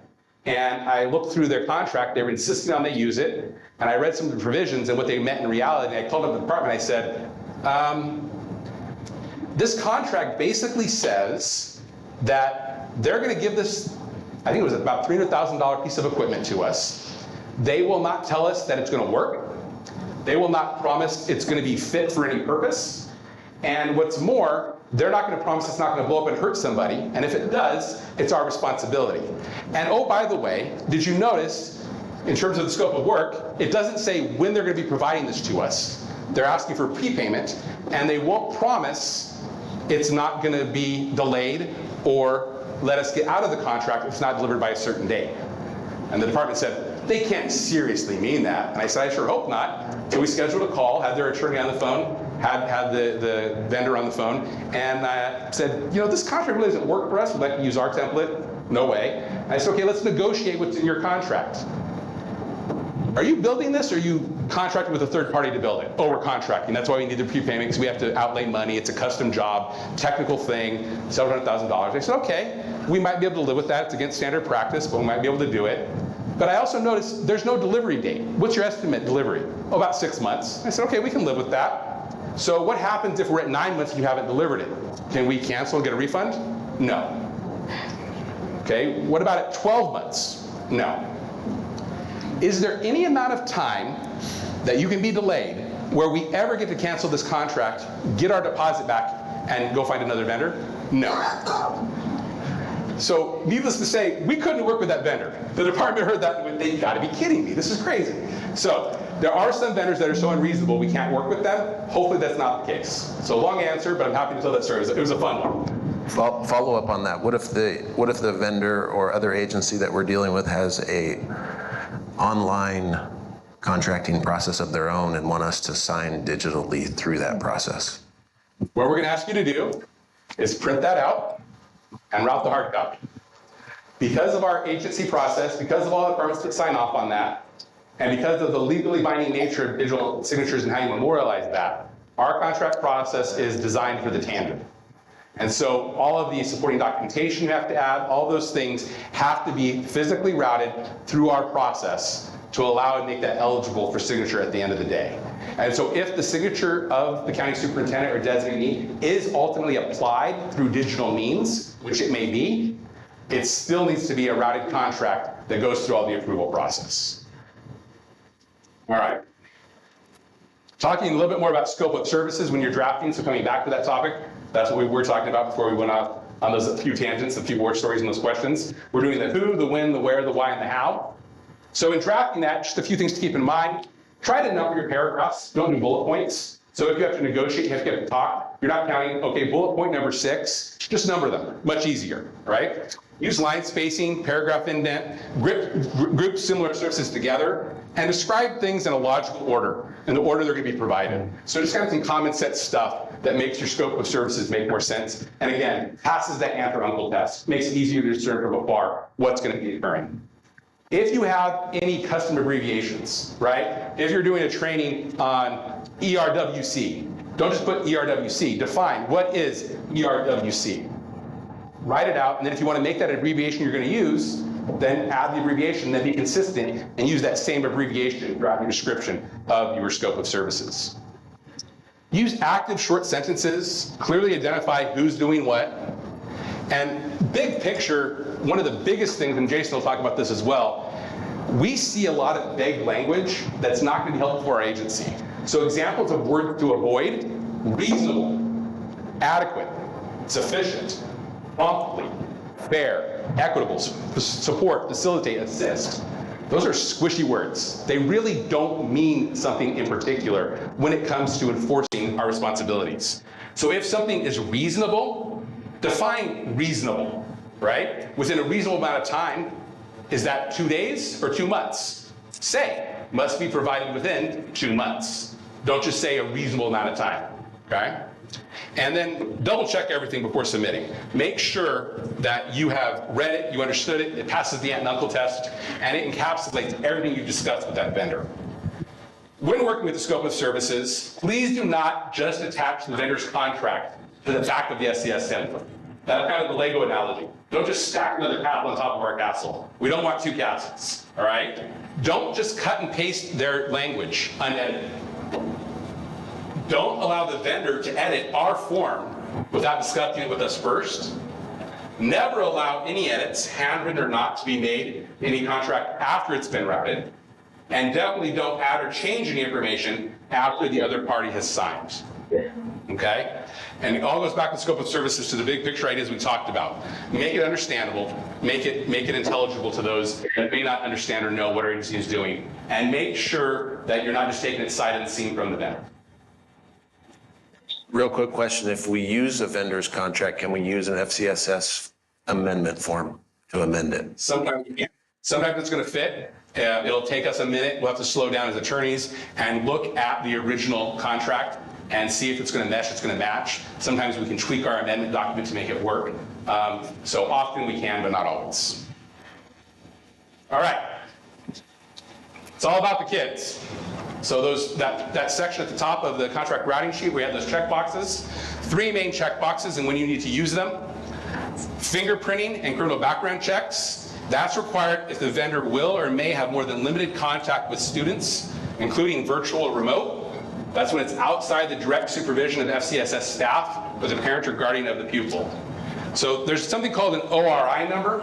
It's I always forget what the acronym stands for. The Department of Justice issues ROI numbers. It's basically what allows for the subsequent arrest notifications to go to the employer when the fingerprinting is done. And so the entity we're working with needs to have an ORI number unless they're a sole proprietor that we're fingerprinting here internally at FCSS. So anybody that works in the education space should have an ORI number and should be fingerprinting their employees. It should be expected they should know that if they have staff that's going to be working with students directly. DB certification, very similar. Need to be required if a vendor will have frequent or prolonged contact with students. And then lastly, we as an agency started doing this some years ago in response to a change in California law. But if you were working with a vendor where you're going to house electronic student records with them, or if the vendor is going to be providing cloud-based technology that any student is going to interact with, think an app on an iPad where a student clicks a button, even anonymously, is interacting with something in the cloud. California law requires there to be certain provisions in that contract to protect student privacy. And so we've created that addendum to capture those issues and make sure we're legally compliant. And again, you're going to be checking the box for these items on the front of the contract routing sheet. You're going to be checking the requirements for that item within the body of our template contracts. And then you're going to be attaching that form you got off SharePoint to the contract packet and including that when you're routing it.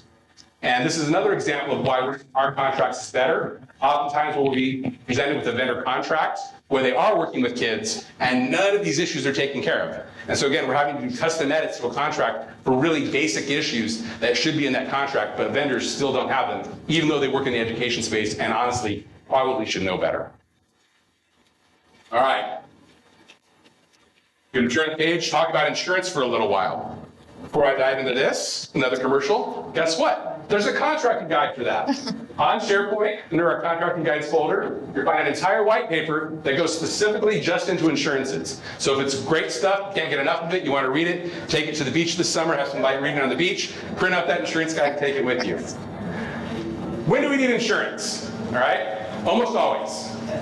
In general, when we're working with a vendor, we're going to need 3 types of insurances. We're going to need CGL, or commercial general liability, and that's just what it sounds like. General liability, injury to persons or property. When things go wrong, bad things happen because of the work being performed by the services, the CGL policy is going to cover that in general, okay? The other type is workers' compensation insurance.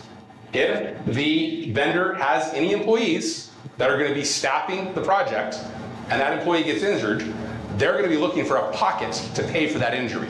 And the workers' compensation insurance, mandated by California law, by the way, is going to be the policy that protects us for being the pocket that that employee is going to look to if they're injured.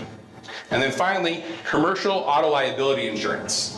When do you need commercial auto liability insurance? Anytime the vendor is going to need to drive to perform the contract. So not just if they're getting transportation services and giving those to us, but if they're driving to our site, they would not otherwise be on the road at that time unless they were driving for our agency. That's when they have to have commercial auto liability. And we'll talk about if they're providing transportation services specifically, meaning they're actually going to give us a bus that we're going to put people on. We even have a heightened insurance requirement. They must have more insurance and go through another hoop. But those are the 3 basic types and when you're going to need them. We're going to go here in a second to a slide and show you what a certificate of insurance looks like. It's called a COI. And so COI is basically proof that the entity we're working with has the insurances we're requiring. And so for those 3 insurances, some of the vendors will give us a COI that lists all 3 insurances on the same sheet. Other vendors give us 3 separate certificates of insurance for the 3 separate types of insurance that we're seeking. Either is okay. They don't have to all be combined. What's going to matter is that whatever COI we're looking at, that legal name, that concept we talked about, the entity name, must match exactly the legal name of the party on the Secretary of State website and on the contract. All of them need to mesh. Because I got news for you. Insurance companies aren't looking to give out money. And so if they have a way to weasel out of giving insurance coverage to a problem that goes wrong, they'll find a way to weasel out of it.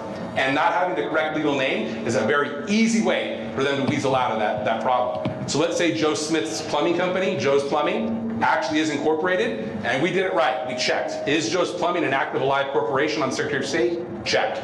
Did we put it on the contract? Check. We're good to go, right? And then we look at that contract and we look at the insurance, and on the COI, guess what? Joe didn't get insurance in his corporate name. Joe got insurance as Joe Smith. Well, when Joe's Plumbing Corporation sends his buddy Daryl, his employee, out to our site and he gets injured, guess what? Daryl's not covered under Joe Smith's policy as an individual. No insurance coverage, right? The name really, really, really matters. So make sure you're checking that name on those documents prior to routing them to our department. Unfortunately, you'd be surprised how often we do see insurances where the names don't match. We got to send those back at the time of the process. So that insurance discussion with the vendor should be having up front, making sure you get those insurances. One quick side note in terms of some legalese, you may hear a vendor talk about a waiver of subrogation with the coverage. And that basically is a legal terminology, an insurance terminology that talks about the hierarchy of order of who's responsible, who pays, and who has the right to make claims against others. Won't go into too much detail, but the basic idea is a waiver of subrogation is generally against our policy. It's going to be against our standard practice. It's going to add time to the process. And if it's going to be allowed, our liability carrier has to agree to it being allowed. So if you hear that being discussed with a vendor, kind of push back and say, no, we really should not be allowing a waiver of subrogation here in this context. When don't you need insurance? Very rarely. One of the few times you're not going to need insurance is if we're contracting with another public agency. We as a legal department can kind of fairly assume if they're a properly run public agency, they're going to have those insurances in place. And so oftentimes we do not request those in advance. And that's like an example of why our mutual responsibility and cooperation agreement doesn't have those insurance requirements up front. We don't have to collect that documentation. But otherwise, you're generally going to be collecting it. And so here's an example page from our contractor provided services agreement. You're going to notice the default when you go into that document is those boxes are going to be checked for all the reasons we talked about. Because those are the standard types of insurances we're going to be asking for. That commercial general liability, that workers' comp, and that auto. So if the vendor is going to be providing virtual services to our agency, they're never going to be driving a car on behalf of us. They're at their work site, their normal work site, they're going to be logging into a computer, doing everything virtually, never driving. You can uncheck that auto box. But then within your scope of services, within your description, you need to be actually expressly saying that they will be providing all services virtually. So we know there's no driving happening. And so the contract says there's no driving happening on our behalf. Similar with workers' comp. If we're contracting with somebody, Joe Smith's Plumbing, and Joe Smith doesn't have a buddy Daryl, has no employees, Joe Smith does all the work and he's the business owner, he's not required to carry workers' comp, and we can waive that requirement. But we need to have something in writing that says Joe Smith's Plumbing has one employee and it's Joe Smith and he's doing all the work. And then you get to uncheck the workers' comp box. Other than that, those boxes need to be checked. And that commercial general liability really always needs to be checked. Again, unless we're dealing with a public agency, that needs to be checked. So how to read a certificate of insurance, how to make sure you've gotten the right thing from the vendor. Here's an example. When we talked about Secretary of State, we talked about youth to leaders, so I thought we'd stick with youth to leaders. Their exact legal name needs to be under the insured box. And I already talked about that, so I won't spend much more time on that. Then you'll have the types of insurance listed. This is one where the certificate of insurance has everything in one spot, right? You're going to see that for commercial liability, you want to have the box per occurrence checked.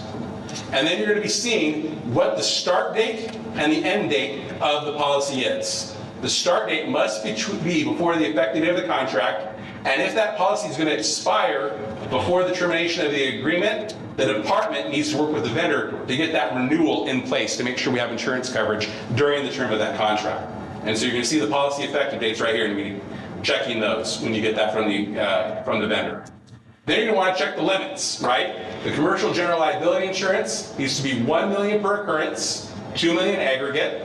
Auto needs to be $1 million in general. But I already referenced this. If the auto is actually going to be providing transportation services, we're putting people on buses, and that's what they're being hired to do. Instead of $1 million of coverage, we need $5 million.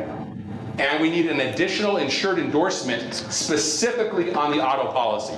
So in general, that additional insured that puts us as an insured on the policy only needs to happen with the CGL policy. But if they're driving for us, we need to be on the auto as well. Workers' comp, $1 million minimum, and it must be signed, right? Make sure that form is signed before you write it to our department. Now, we'll talk about additional insured endorsements more here in a minute and show you an example of them, but these two boxes are not additional insured endorsements. Even though it may talk about the Fresno County Superintendent of Schools being an additional insured, and they may reference the form, that's fine to cross-reference that form, this sentence in and of itself is not an additional insured endorsement. In the same way, a certificate holder designation saying that we hold the certificate of insurance is not an additional insured endorsement. Those aren't sufficient, right? It's fine that those are there, it's good it says it, but it's not sufficient. Question, what if the name on the certificate of insurance does not match the name on the contract? You need to go back and talk to the vendor. That shouldn't be routed, okay? That should be something that you catch at the department level, and when you have those initial conversations with that vendor, finding out what type of entity you are, who they are, and starting the conversation about what insurances you need up front in that planning stage prepares you to have a contract that can be routed and that everything can match. If it doesn't match, it shouldn't be routed. And contracting guide, there's a contracting guide for that. Jason's going to talk about it as well. But we have a contracting guide we've created, a brand new one, something you guys haven't seen before, called Working with Vendors. And what we've done in there is give you guys a quick little script. How to ask for insurances, what the dollar amounts are, what the additional insured endorsement needs to say. And we've given you that language. You can cut and paste it into an email or use it as a telephone script when talking to the vendor. So a new contracting guide you guys will really love. So what does that additional insured endorsement look like? The additional insured endorsement basically says, not only is that legal entity we've contracted with covered by the insurance policy, but we, as FCSS, get to step into the shoes of that entity as if the insurance covered us in the situation if something goes wrong. That's what it means, additional insured endorsement. We're endorsed as being covered under that policy. And so what you're going to be looking for on the additional insured endorsement before you route it to us is that policy number, 2024-07779. If we go back to that certificate of insurance, sure enough, that's the policy number on the commercial general liability. They're going to match. And so we're going to see that we are made an additional insured on that specific policy. This particular AIE is a great one. It actually says the name of the insured as well. Most of them don't say that. And then what you're going to look for is that we're an additional insured on the commercial general liability coverage. And again, that's what the minimum is. If we're doing transportation services, we'll need an additional insured endorsement for the auto as well. Now, how do they make us be an additional insured? There's basically three ways they can do it. The most common is a blanket endorsement. And what that says is, we as the insurance company understand that you contract. When the contract requires you to give an additional insured endorsement, we will give you that in that context. And that's what this one is. It's a blanket endorsement that says that this policy for this entity will cover any person or organization that you are required to add as an additional insured on this policy under a written contract. So that covers us. That's one way to get us there. The other type of blanket endorsement you'll see that I footnoted here, sometimes they'll give us a big lump of insurance documents, anywhere from 3 to 20 plus pages, that'll have similar language like this, just buried really deep in a stack of paperwork. That also works, and that can be one way of doing it. And then the third way you see it is where they actually name us by name. They actually type out our name. And again, that contracting guide that I can give you a commercial for, we have that language in there. You just cut and paste it in an email and say, hey, name us this way as an additional insured endorsement. And we give that to you to email to the vendor now to make it even easier. But that's that language that also comes from our contract and private services agreement, where they say the county superintendent, county board, officers, employees, agents, and volunteers are named as an additional insured. Those are three ways they can name us. All three work for us. And as a department, we ask that you look at that and you make sure that's all good to go. You check it yourself and keep it accurate before you route it to us. I'm not going to spend a lot of time on this form. Either you recognize it or you don't, bluntly. You're a department that generally deals with federal funds, grant dollars. You're going to know what this form is. We could do a whole hour just on contracting using federal funds. We're not going to spend that much time on this today. One thing I will highlight for your departments that use this form regularly, one of the biggest problems we see is under the pre-authorized purchase section, not checking all the required boxes, not completely filling out that section. So I encourage you, if you do deal with federal funds, to maybe go back to that form, talk to the attorney you work with, and double check that you're filling that out correctly. The basic idea here, for those of you that haven't had the pleasure of dealing with this yet, is if you're dealing with federal funds, there are various hoops you have to go through to make a competitive selection process to make sure you're most effectively using the federal dollars to get the best rate decision. That's the whole goal of that process, and this form is to help you do that. Just real quick on the insurance issue, the a speaker presenter agreement doesn't have insurance boxes. Are we expected to have insurance for those types of agreements? Great question.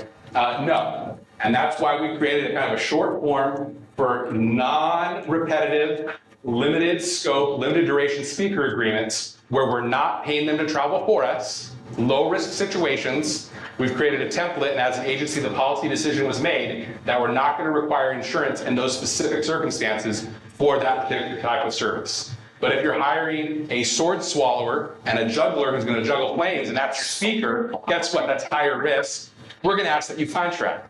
If you're telling this person, hey, we're buying you a plane ticket and renting you a car, and you're coming out in January, coming out in February, coming out in March, and doing repetitive engagements, and you're traveling for us, that's when you're not going to be using that, because we do want insurances, and you are going to use our contract providing services agreement. So again, that speaker agreement, limited scope, limited duration, non-risky speaking activities. So if you have a motivational speaker that likes to do trust falls and lay on a bed of nails, we're going to want a contract in place. Make sure they have agreements.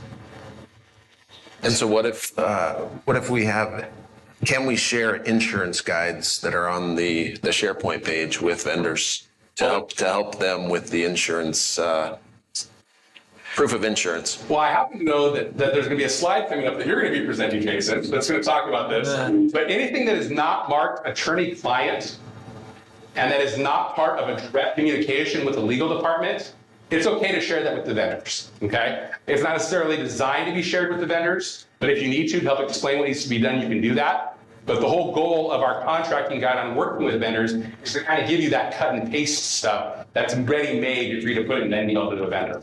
But if they're really not getting it and they need to see a visual example, our insurance contracting guide is not marked attorney-client at the top. It doesn't say attorney-client privilege. You can share that outside our agency if you need to educate a vendor and help them with that. All right, so my last slide, if there are more questions, I don't know, Jason, we good? All right, my last slide here is talking about amendments, all right?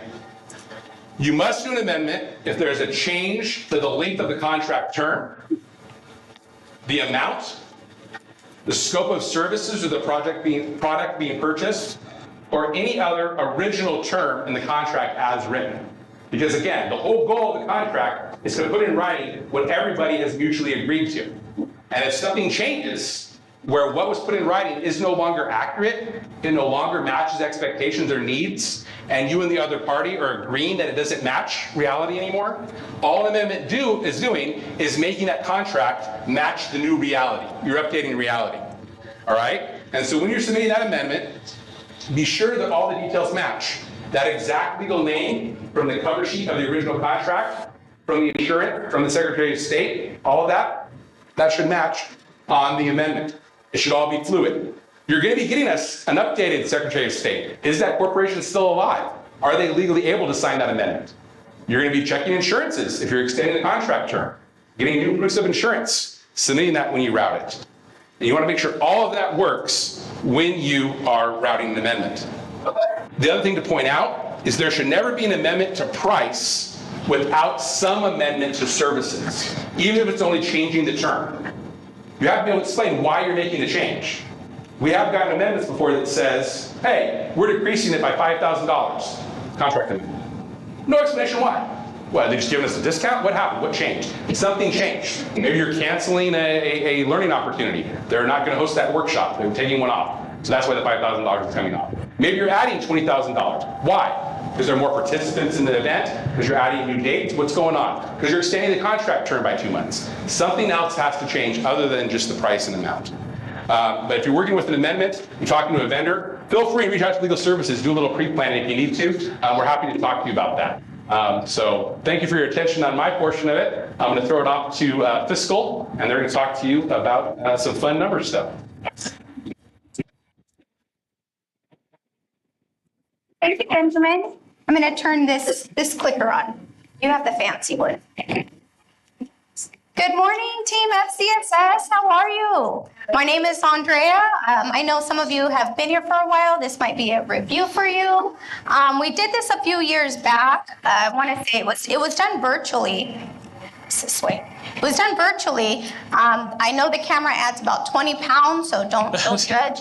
Benjamin had hair at the time, and so a little bit of changes were made. His hair was longer than mine. It was great, by the way.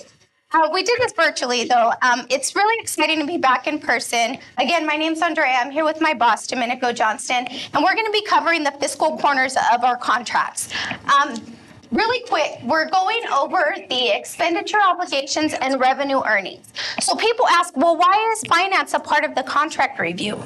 Finance is a part of the contract review. A straightforward answer to that is because we have to ensure that the fiscal integrity of the organization remains intact. Okay? We have to cover all four corners of the contract to ensure that we're using the funds correctly, we're recording it correctly, we're avoiding fraud because fraud is very real, but we're using public funds. We're using public funds and we have to make sure that we're accounting for these public funds correctly. Okay? So that's in a nutshell what our role is. My role as the business services supervisor, I act a little as the buffer between the analyst team and the accounts payable team. We have the analyst team that is putting the information into our financial system. Our vendor setups, our clients that we're dealing with, they're setting these folks up in our Everest system. We have the accounts payable side that's actually paying these folks out. Okay, so I'm a little bit of a buffer where I am looking to make sure that all the stars align. What the analyst team are putting in to our system will ultimately match who we're paying out, how we're paying them, and when we're paying them. Okay? There's a reason for that. Again, I mentioned a few things. We're avoiding fraud. We're using public dollars. But this process really has an aftermath effect. There's three people that we don't mess with in the world of finance. That's the I, the R, and the S. Okay?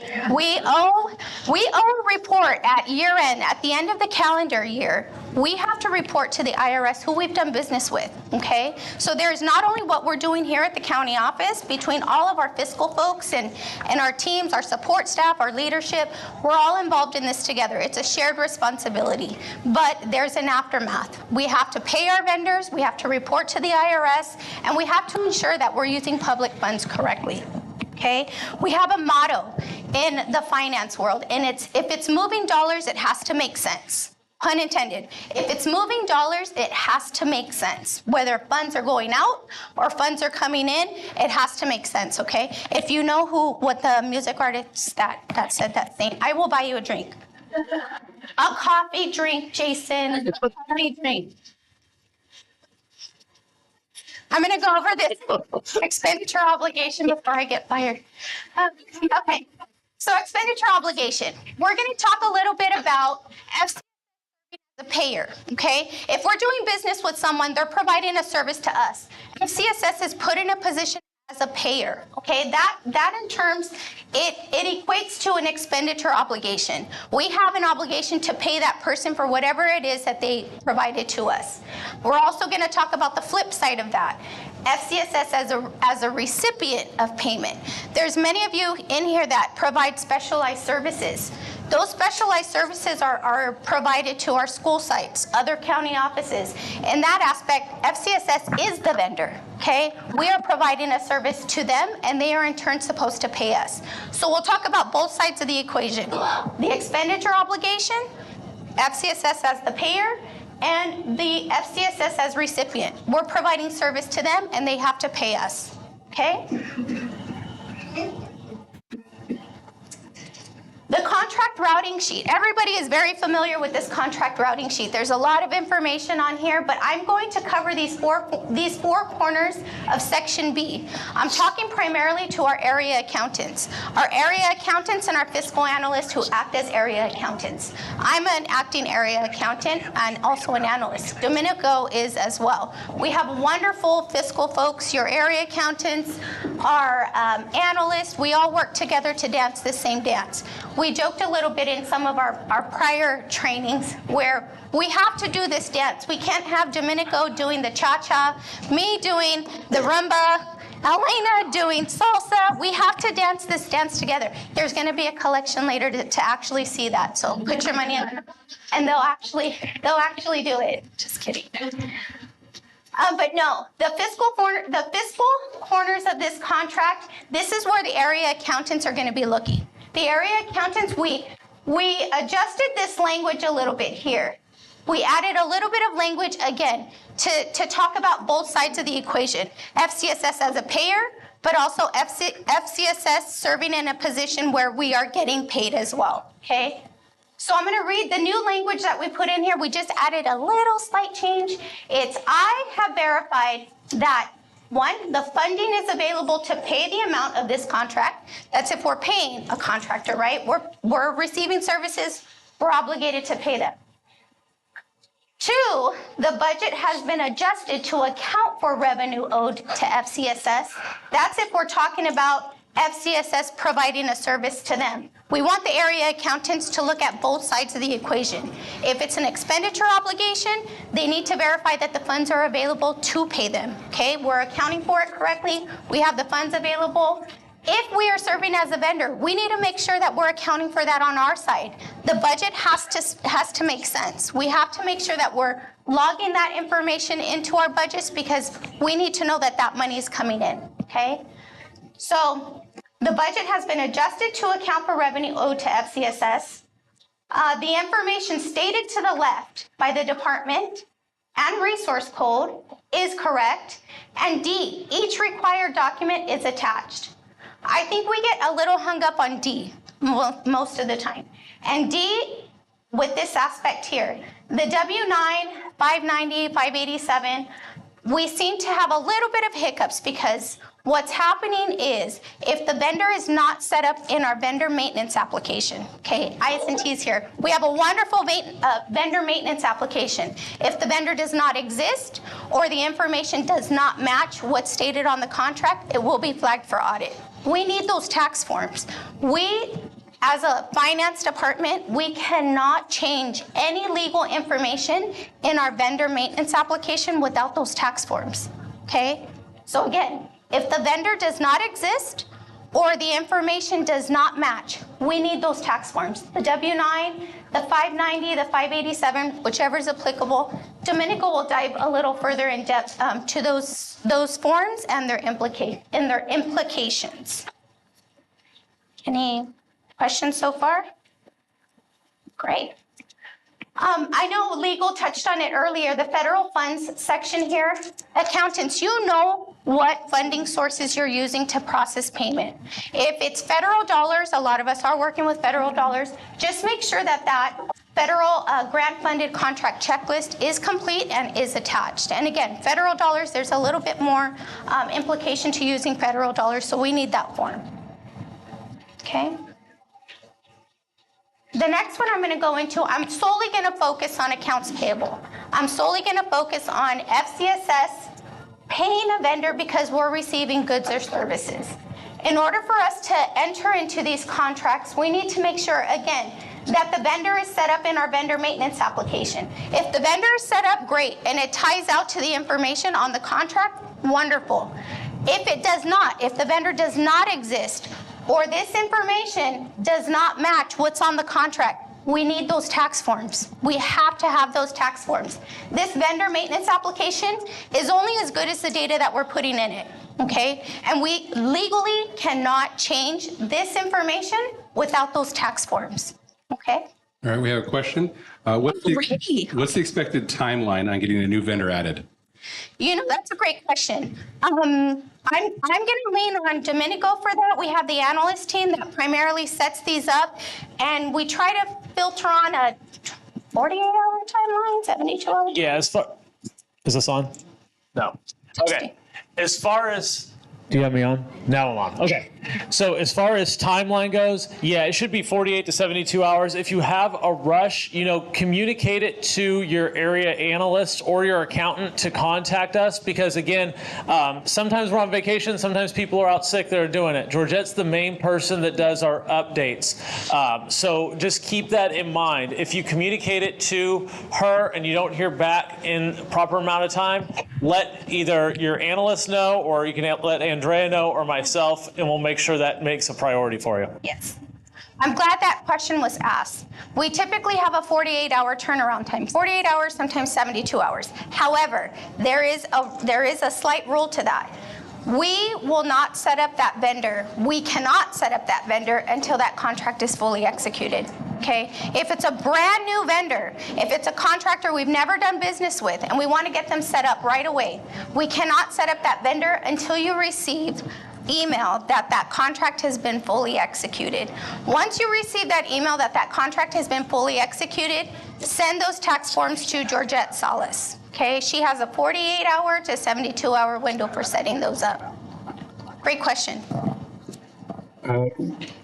We have two questions here that kind of combined here. So who is responsible for maintaining and updating the vendor file? And what is the time frame for updates? Do they need to be updated each year? That's a great question. That actually came up not that long ago. So the analyst team is responsible for setting up or updating this vendor maintenance application. Okay, they're the ones responsible. Primarily, it's Georgette Salas. She's one of our amazing fiscal analysts. You send her the tax forms.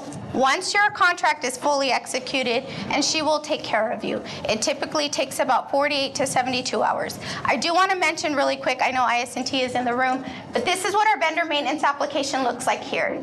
It will be changing. We are working together on getting, we call it the finance rewrite. A lot of these vendor maintenance applications, or a lot of the finance applications, will have a new look. They're getting a facelift. They're getting a lot of good information and details changed to it so that we can work together and it looks and serves us a whole lot better. But when that information comes out, we will update these screenshots. But yes, this is the vendor maintenance application. Again, we cannot change the legal information in this vendor application unless we have those tax forms, okay? We don't mess with the I, the R, and the S. So again, going into, we're still focused on accounts payable. We're still focused on us receiving services and us paying these contractors and vendors. We are serving as the payer. These are the contractor-provided payment schedules.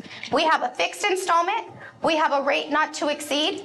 We have an entire contract amount upon completion of all services, or we also can opt to having other specified amount, which is typically periodic payments. These are the 4 options that we highly recommend.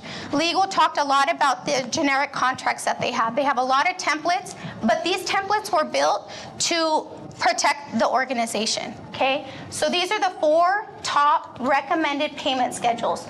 We ask that you select one, but the one that is selected has to match. It has to match the way this contractor is going to bill us.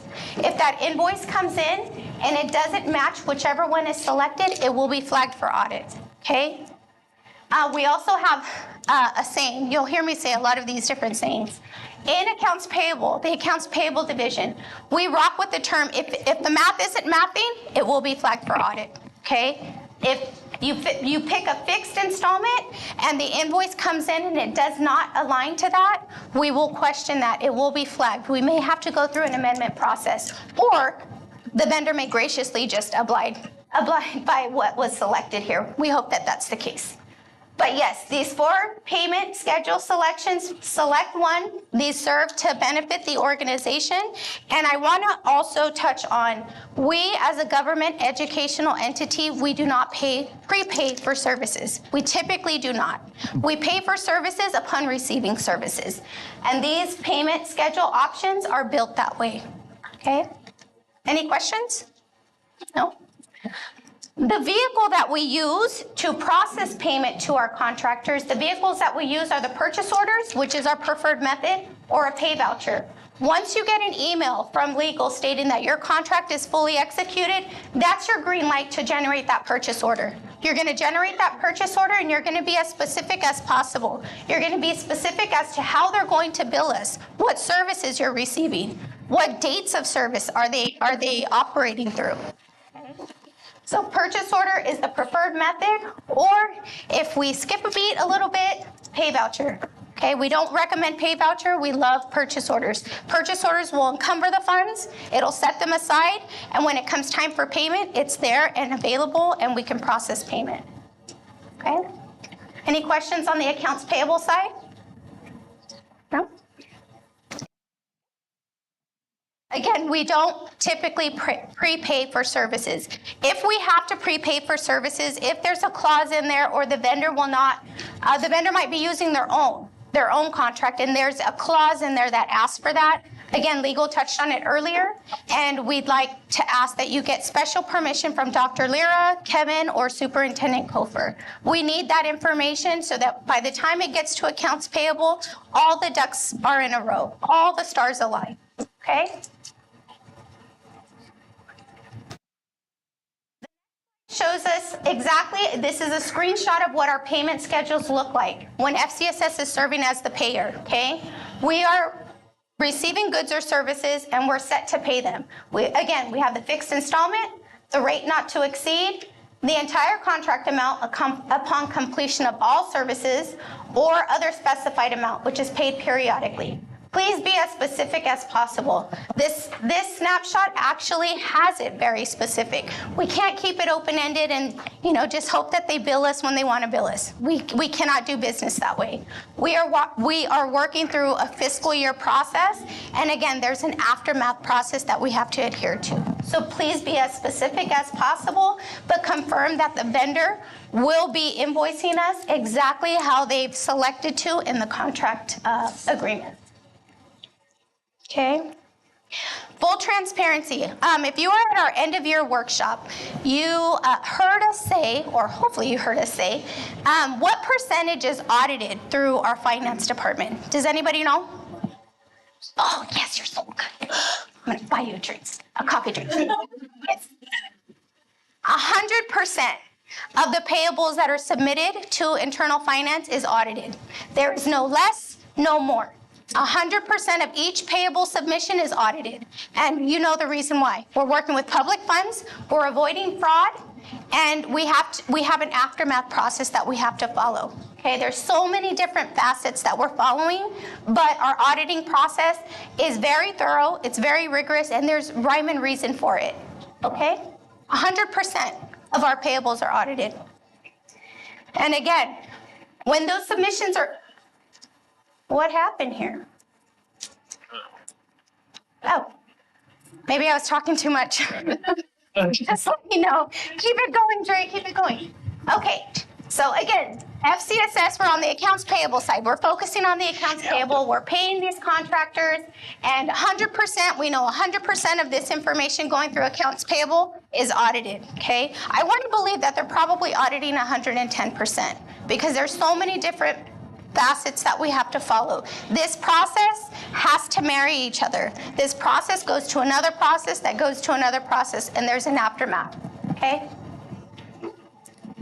All right, so since I drew down accounts payable, we're gonna talk a little bit about accounts receivable, okay? Accounts receivable. This is where FCSS is providing the service to another party and we're receiving payment. Cha-ching, okay? This is where we're providing our specialized services. I know they called out Trish. Trish, you have an amazing template. We have a lot of custom templates that legal has helped us with that identifies the rate that's being used, who we're doing business with, how often we should get paid, and how we're getting paid. The custom templates are amazing. But on the accounts receivable side, in the finance department, there are several things that we have to follow, okay? We have to follow the client setup. We talked a lot about the vendor setup. Now we're talking about the client setup. The good thing with the client setup is we're using the invoice maintenance application, okay? If we are doing business with a client, more times than not, we're doing business with a school district. We're doing business with another county office. I would probably put money on it. They're going to be a client in our system already, okay? If they're not, go ahead and reach out to your fiscal analyst and we'll get them set up. There are no tax forms needed for the client setup. We know someone owes us money and we're gonna go after getting our money, okay? Client setup, we don't need tax forms. We just need the school or the organization that we're doing business with. We'll put them into our invoice maintenance application, okay? But on these contracts, we need to know, are we sending them an invoice or are we doing a transfer? Those are two different methods that we could use. Most of the time we have invoices going out, the invoices are generated and they're mailed out to the other party that's receiving our services. Those invoices have to go out when we say they're going out, okay? I'm going to highlight, and you're going to hear me talk a lot about reconciliation. We have to reconcile who we're doing business with, who we have set up in our contracts to do business with, we're doing business with. The services are being provided. Then the billing is going out, okay? We're recognizing who owes us and how much they owe us. We have to reconcile that process. We need to make sure that the cash owed to FCSS is collected and received, okay? And again, that's going through the accounts receivable division. On the accounts receivable division, this is where FCSS is providing a specialized service to them. These are our payment schedules. Again, legal has provided amazing custom templates for a lot of our program areas, whether they're doing it by an FTE rate, they're doing it by a flat rate, they're doing it, there's a variety of different rates. The analyst team, myself, and Domenico, we did an extensive research study on the different rates that FCSS provides, the different services and the different rates that FCSS provides. And along that line, we didn't develop, our amazing legal team. They've developed custom templates so that we can do business with other entities such as school districts, county offices, and they're geared primarily for the specialized service that you guys are providing, okay? Again, so we've got the special custom templates. We've got a rate not to exceed. We have an entire contract amount upon completion of services. And then we have other specified amount, which is periodically, okay?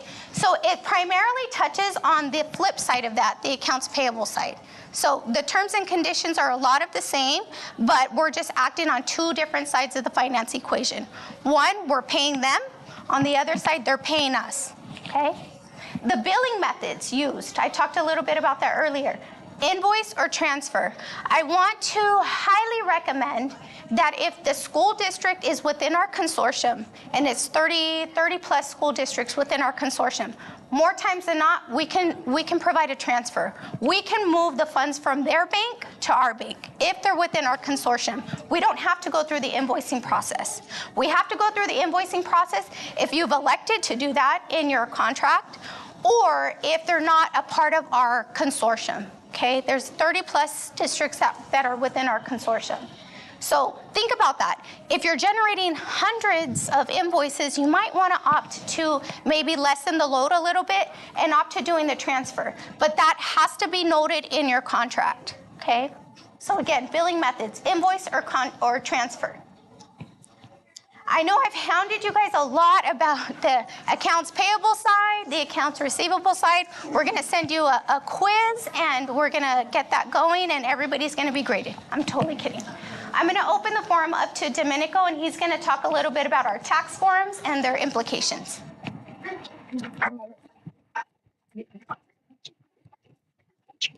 All right. Thank you, Andrea. That was great. My name is Domenico Johnston, and we're just going to take a little bit deeper dive. I know Andrea talked about a few items on here, like W-9s. I don't think she mentioned 1099 specifically on there, but we just want to touch on these because, again, these are very important documents. They're part of the process, and again, making sure that the vendor that you're doing business with gets paid in a timely manner is important because that's part of this whole equation. So a W-9, again, this is Andrea, IRS. Again, this isn't our guidelines, this is the IRS guidelines. And one of the things I want you to keep in mind when we're thinking about the documents here, because I'm going to talk about the W-9 and then we're going to talk about 590 and 587. There are certain requirements that the federal government puts on us and also the state of California puts on us so that we're in legal compliance. Again, some of the vendors that you're dealing with might not be familiar with dealing with school districts or dealing with FCSS in particular, and they may think, now not necessarily on the W-9, but when we talk about the 590 and the 587, what is this? And they may not know at all. So the onus is kind of on us to educate them at certain times so that they're aware of what we're doing it and why we're doing it. Real quickly on this, the W-9 is important because essentially we have to report this information to the IRS at the end of the year. We file what's called a 1099 for businesses that we pay $600 or more to each year. If we don't have that documentation correct, we don't have their tax ID number correct, we don't have their address correct, we don't have their name correct. If that information isn't correct, guess what? We're going to get a B notice from the IRS and we're going to be in trouble. So we're trying to keep ourselves out of trouble with the IRS, just like everybody else in this room is. So that's why we have to have this information. We have to have it correct. Andrea talked about vendor information. When we go and we update vendor information, we know based on the date when we last updated it. We want to know that this is within 5 years. Some of these vendors we're doing business with all the time. We're in constant communication with them. Those we should have up-to-date information. Vendors that are one-off that we don't use very frequently, maybe we don't get that information updated all the time, and then we'll reach out and make sure that we get it. Again, we're having relationships with the vendors. We're constantly, and especially in terms of this contract process, in communication with them. That should be part of it. Can you provide us with your most current W-9? The W-9 form is not something that we created again. It's the IRS's form. So whether you pulled the W-9 template off of the SharePoint website or you went specifically to the IRS website, it's going to look the same. The vendor is familiar with the W-9 form. And again, the 1099 process is our end of the year process. This is a background process that goes on for us. So just know we're sticklers on the W-9 because ultimately we've got to take that information and report it to the IRS. 590 and 587. The 590 and 587 are the forms that typically vendors are not going to be familiar with. They're going to say, what the heck are you talking about? Especially if they're from out of state, because these are state of California forms. And the bottom line on this is the state of California also wants to get its tax revenue too, right? I mean, just think about it personally. You pay federal tax and you pay state tax when you file each year for your taxes. No different here. So the 590 is a form that's specific to say that I, as a business, have either I'm located in the state of California or I have a business presence physically within the state of California. I want to mention this because, again, there's a lot of information in this presentation, and I know we've said it about 20 different times, but in the contracting guide folder on SharePoint, there is a specific guide that goes over the W-9, 590, and 587. It's going to give you more detail than you have here. What I want to tell you here is just the logic behind it so you understand why we're asking for it. Because again, these forms, even for businesses in the state of California, may be, not known to them because, again, not every agency that they deal with is going to comply strictly with the letter of the law. For us, we are. So the 590 essentially is establishing that they are and they exist within the state of California. The Secretary of State site, which is linked in this form, is a great reference tool for your department or something that we can help you in terms of business services identify if they're registered with the state, therefore establishing that they would apply for that Form 590. The 587, this one, the biggest thing on this is if you've got a vendor that's out of state and they don't have a presence in the state of California, and we're also paying them over $1,500, but that's just kind of a caveat, they need to know that they're going to be subject to a withholding of 7%. If they came into our state, let's say it's a speaker, or they came to do some type of training for us, and they come into California from Colorado or some other state, they could be subject to this. And we do not want them finding that out at the end when we're paying them and they say, oh my gosh, I'm getting docked 7%. No, we need to be upfront and transparent with that because that's not going to help our relationship with any vendor.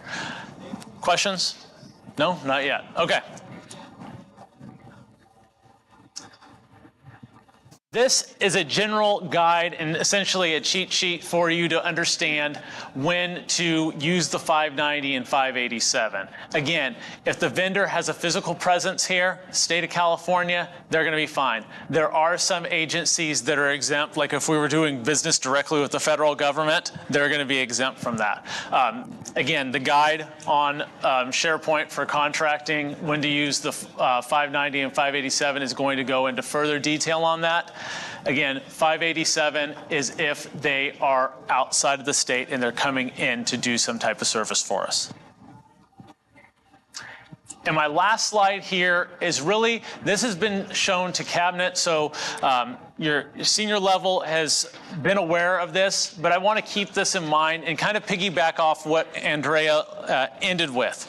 There are the times when we actually have revenue coming into us. Again, we're receiving revenue from some type of service we're provided. Again, those documents that we just talked about, that's for when we're paying somebody. But when we're receiving money in, we need to make sure that we're aware of our actual process here. So the two types of things, or two areas that I want to point out here right now. We're in the month of May. It's the end of the year. All those services that you provided for revenue that's supposed to be collected by us, they should be pretty close to being done. So look at your contract. Be aware of, have we actually billed for these things? How are we going to bill these things? Or just basic, did we provide the service? If we provided the service, how are we going to collect on that? And then also, again, we're in May, June, July, start of the new fiscal year. You know, you're routing contracts all the time, but this is the biggest time of the year when you're going to need to make sure those contracts are in place. So if you are providing a service to a district or some other entity, it's there. So when school starts in August, you're ready to go. Again, just to echo the point that Benjamin made, you know, we need to be proactive. We need to have the contract in place before either we start receiving the service or we start providing the service. So again, this guideline here on this slide is a timeline throughout the year. But again, as we come to the end of the year, especially if you have revenue coming in, we want to make sure that we're actively engaged in making sure we're collecting that. With that being said, do we have any questions? All right, I'm going to turn it back over to legal. Jason, saving the best for last, they said. So here we go.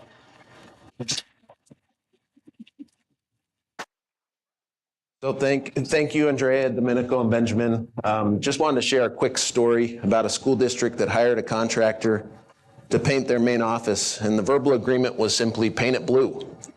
They came to work the next Monday, and the superintendent looked around and saw that every single wall, desk, chair, ceiling, and floor was painted blue. And the superintendent calls the contractor in a panic and says, "What happened? This isn't what we had in mind." And the contractor smiled and said, "You said paint it blue. You didn't tell me what shade. You didn't tell me what not to paint. You're welcome." Yeah, it's an exaggeration to make a point, but contracts are important. Contracts are kind of like umbrellas. You don't realize you need them until it starts raining, right? So I'm just going to quickly go through a few things regarding what our role as legal services is in the contractor process, and then also what the department's roles are. And then I'll finish with talking about some of the most common problems and issues that come up with contracts.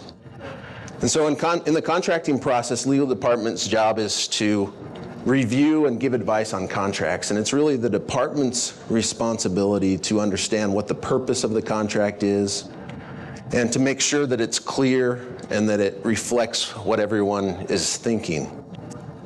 And so the contract routing process at FCSS requires that contracts be routed in a complete packet with all the required documents in the correct order.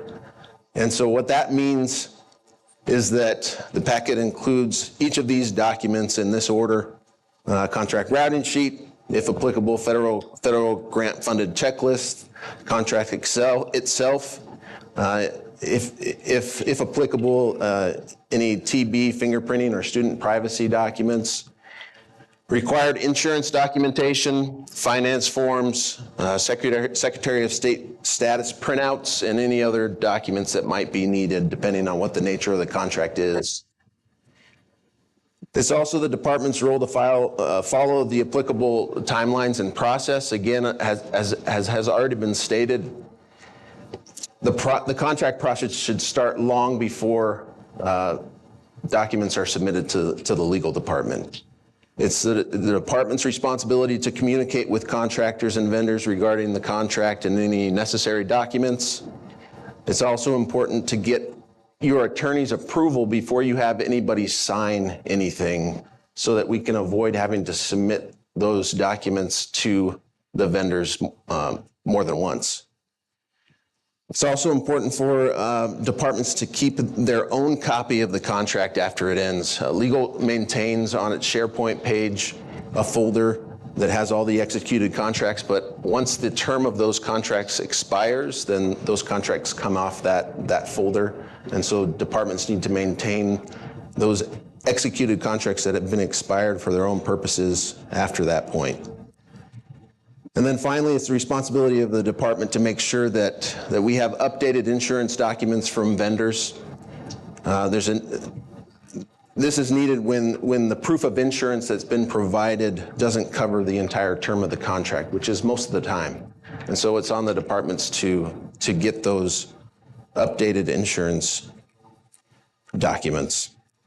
And then something else that I wanted to point out is that when working on contract issues, many of the documents that are included in the contract packet shouldn't be shared outside of our agency. And along those same lines, any emails between legal and the department regarding contract issues shouldn't be shared outside of FCSS either.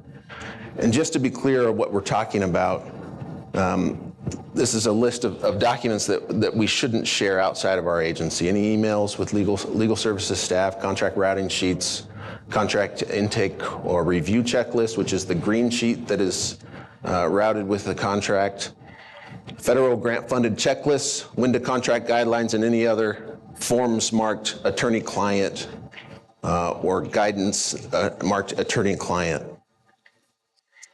And so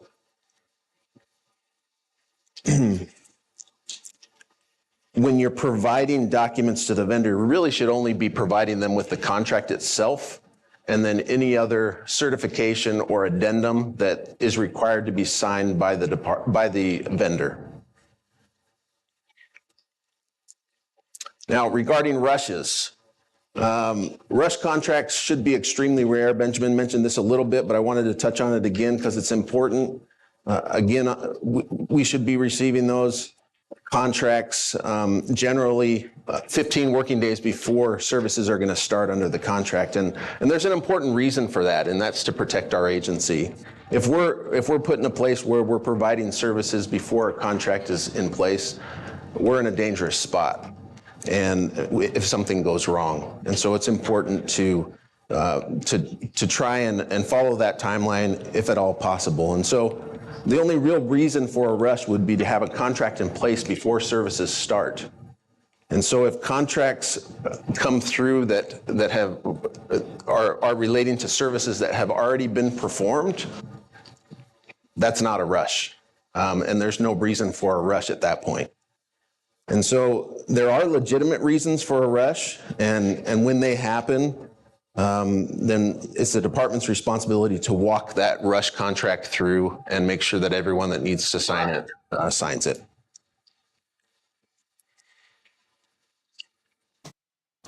Now, I also wanted to run through some of the most common problems that we see with, it's going backwards. There we go. I wanted to go through some of the most common problems that we see when contracts come through the legal department. And I'm going to start with the contractor provided services agreement template. And you'll notice in that template that there are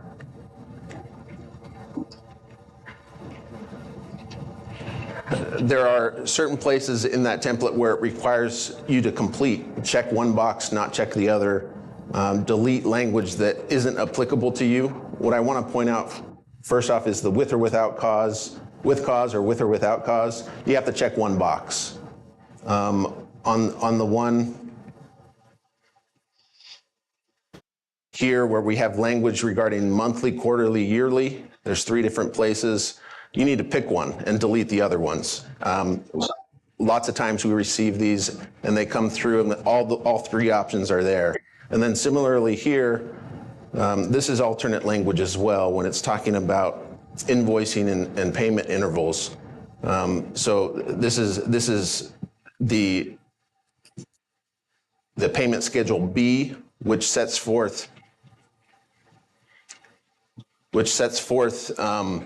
a rate. And so you have the option to type in the actual rate in the contract itself or to make reference to an exhibit that sets forth the rates. So pick one of those options and delete the language that doesn't apply. And then similarly, under the contractor obligations portion, fill in all the information that you need to fill in. Specifically, what services will contractor provide? And yes, we receive contracts without anything described in that section under Section A. That's happened many times. And that's the section where the department would enter in with specificity what's going to happen, what we're getting, right? And then the next section, B, you have 2 options to describe when the contract services will happen. One, if there's a date determined, check that box, and then also type in what date or dates the contract services will happen. And then if you choose the other option, that just allows the parties to decide when the services will happen later on, sometime during the contract term. And then C, again, you need to type in where the contract services will happen, whether that's at one or more locations. And just highlighting these are areas that require you to fill in the areas. And so when you're dealing with those issues in the contract templates, it's important to make sure that all the sections are completed and that when there are alternate provisions that you check the appropriate box and pick the appropriate option and delete what doesn't apply. So some common issues. Some other common issues, I already talked about the first 2. Making sure that to include all the pages of the contract, including the boilerplate language on the pages after the signature page. And then also, if applicable, the fingerprinting, TB, and student privacy documents also need to be included. And then making sure that all exhibits are referenced in the contract and that they're attached to the contract and that they're identified and labeled correctly. There's lots of times where we receive contracts where it makes reference to an exhibit and then there's no exhibit attached. Or the opposite, there's exhibits attached and then nothing in the contract that makes reference to them. So we just need to make sure that those things are consistent. And then when we send a contract back to a department because it's missing a document or the contract needs to be corrected, we send the entire packet back to you and we don't keep a copy in legal. And so when you make those corrections and then send it back to legal, make sure you send the entire packet back and not just what corrections you made. That packet has to move as an entire packet wherever it goes.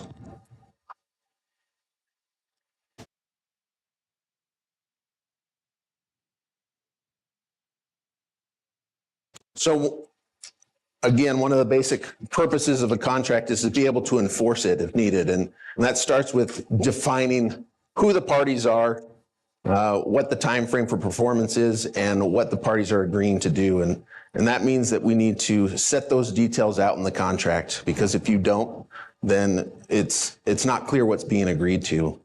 And so it's a good idea to be specific in what you name your contract.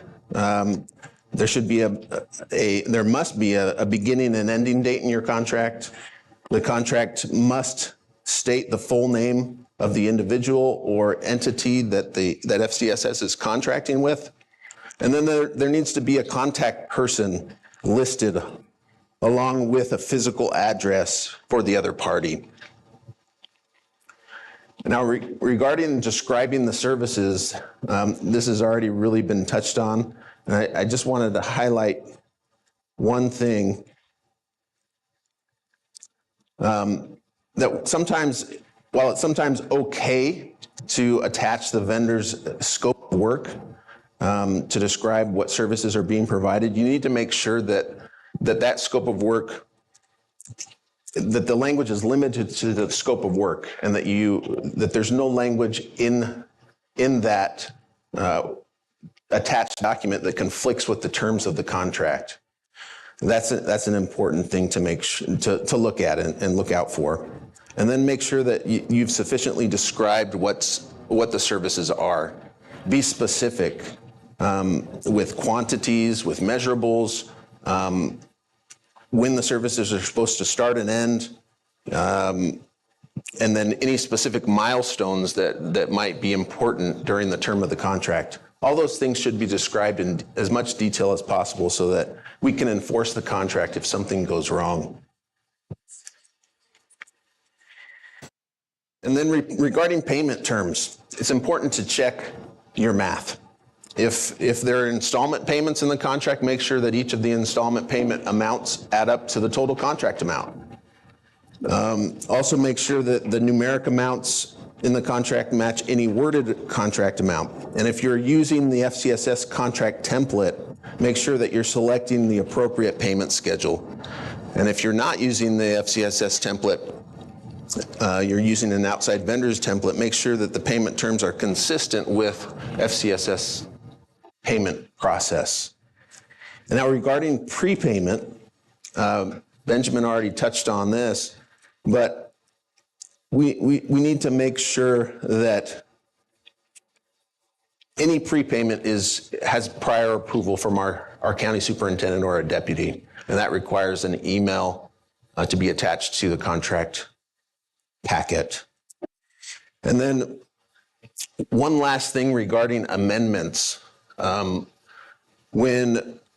we need to make sure that when we're routing an amendment, that the contract routing sheet lists only the increased amount pursuant to the amendment and not the total contract amount. So for example, if there's an initial contract for $100,000 worth of services, and then halfway through the contract, it becomes apparent that we need to amend the contract and add another $50,000 worth of services, the contract routing sheet for that amendment should list the $50,000 as the amount of the amendment and not the $150,000 of the amended amount. And then finally, we just need to make sure that the terms of any exhibits are consistent with the contract terms. Prior to routing the contract, we need to make sure that there aren't any grammatical, spelling, or math errors. And then also make sure that we obtain and attach all the required insurance documents. And so those are really the most common issues that come up. And I feel like I was assigned the task of delivering all the bad news, but it's not all bad news. As Benjamin mentioned earlier, we've added a contracting guides folder to the legal SharePoint page, and that has guides relating to all the topics that we've talked about today. And the last two guide documents in the folder cover working with legal and then working with vendors. And the working with vendors guide specifically has some sample language that can be used by departments on such topics as insurance, fingerprinting requirements, and fiscal documents that you can use as a tool when communicating with vendors and what our requirements are and what they need to provide us. And so check out the new resources, and we hope that they're useful to you and that as you work to develop your contracts and you work through the contract routing process. And with that, Benjamin, are there any other questions? We probably don't have time for questions at this point. We've already gone 15 minutes over, so I want to respect your time. If your question didn't make it in the presentation today, please reach out directly to the legal services and we'll be happy to answer whatever questions you have. And we just want to thank you all for coming today. We appreciate you and everything you do for FCSS, and we look forward to continuing to work with each of you and your departments in helping to protect our agency as we work through the contract routing process. And with that, I think Dr. Lira has something she wants to say. I do. Well, first of all, thank you to the team, and Dr. Greenlaw, you could chime in on this one. Dr. Greenlaw and a few of us have the pleasure of sitting through what we call meet and confer with some of our bargaining parties.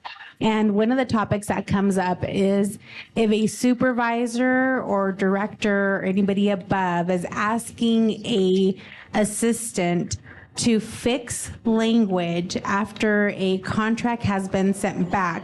Sometimes our assistants don't feel comfortable with that process. So really, if something has been sent back, or even if you're generating, make sure that it is from the supervisor and above that is being generated. We have some amazing assistants that may feel comfortable, but don't assume that all do, because sometimes we're adding those layers of unnecessary pressure to them.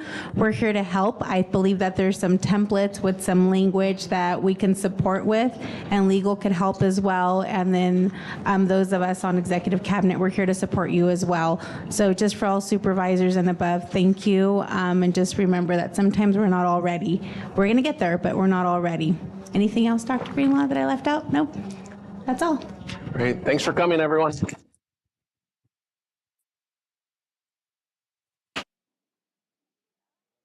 Yeah.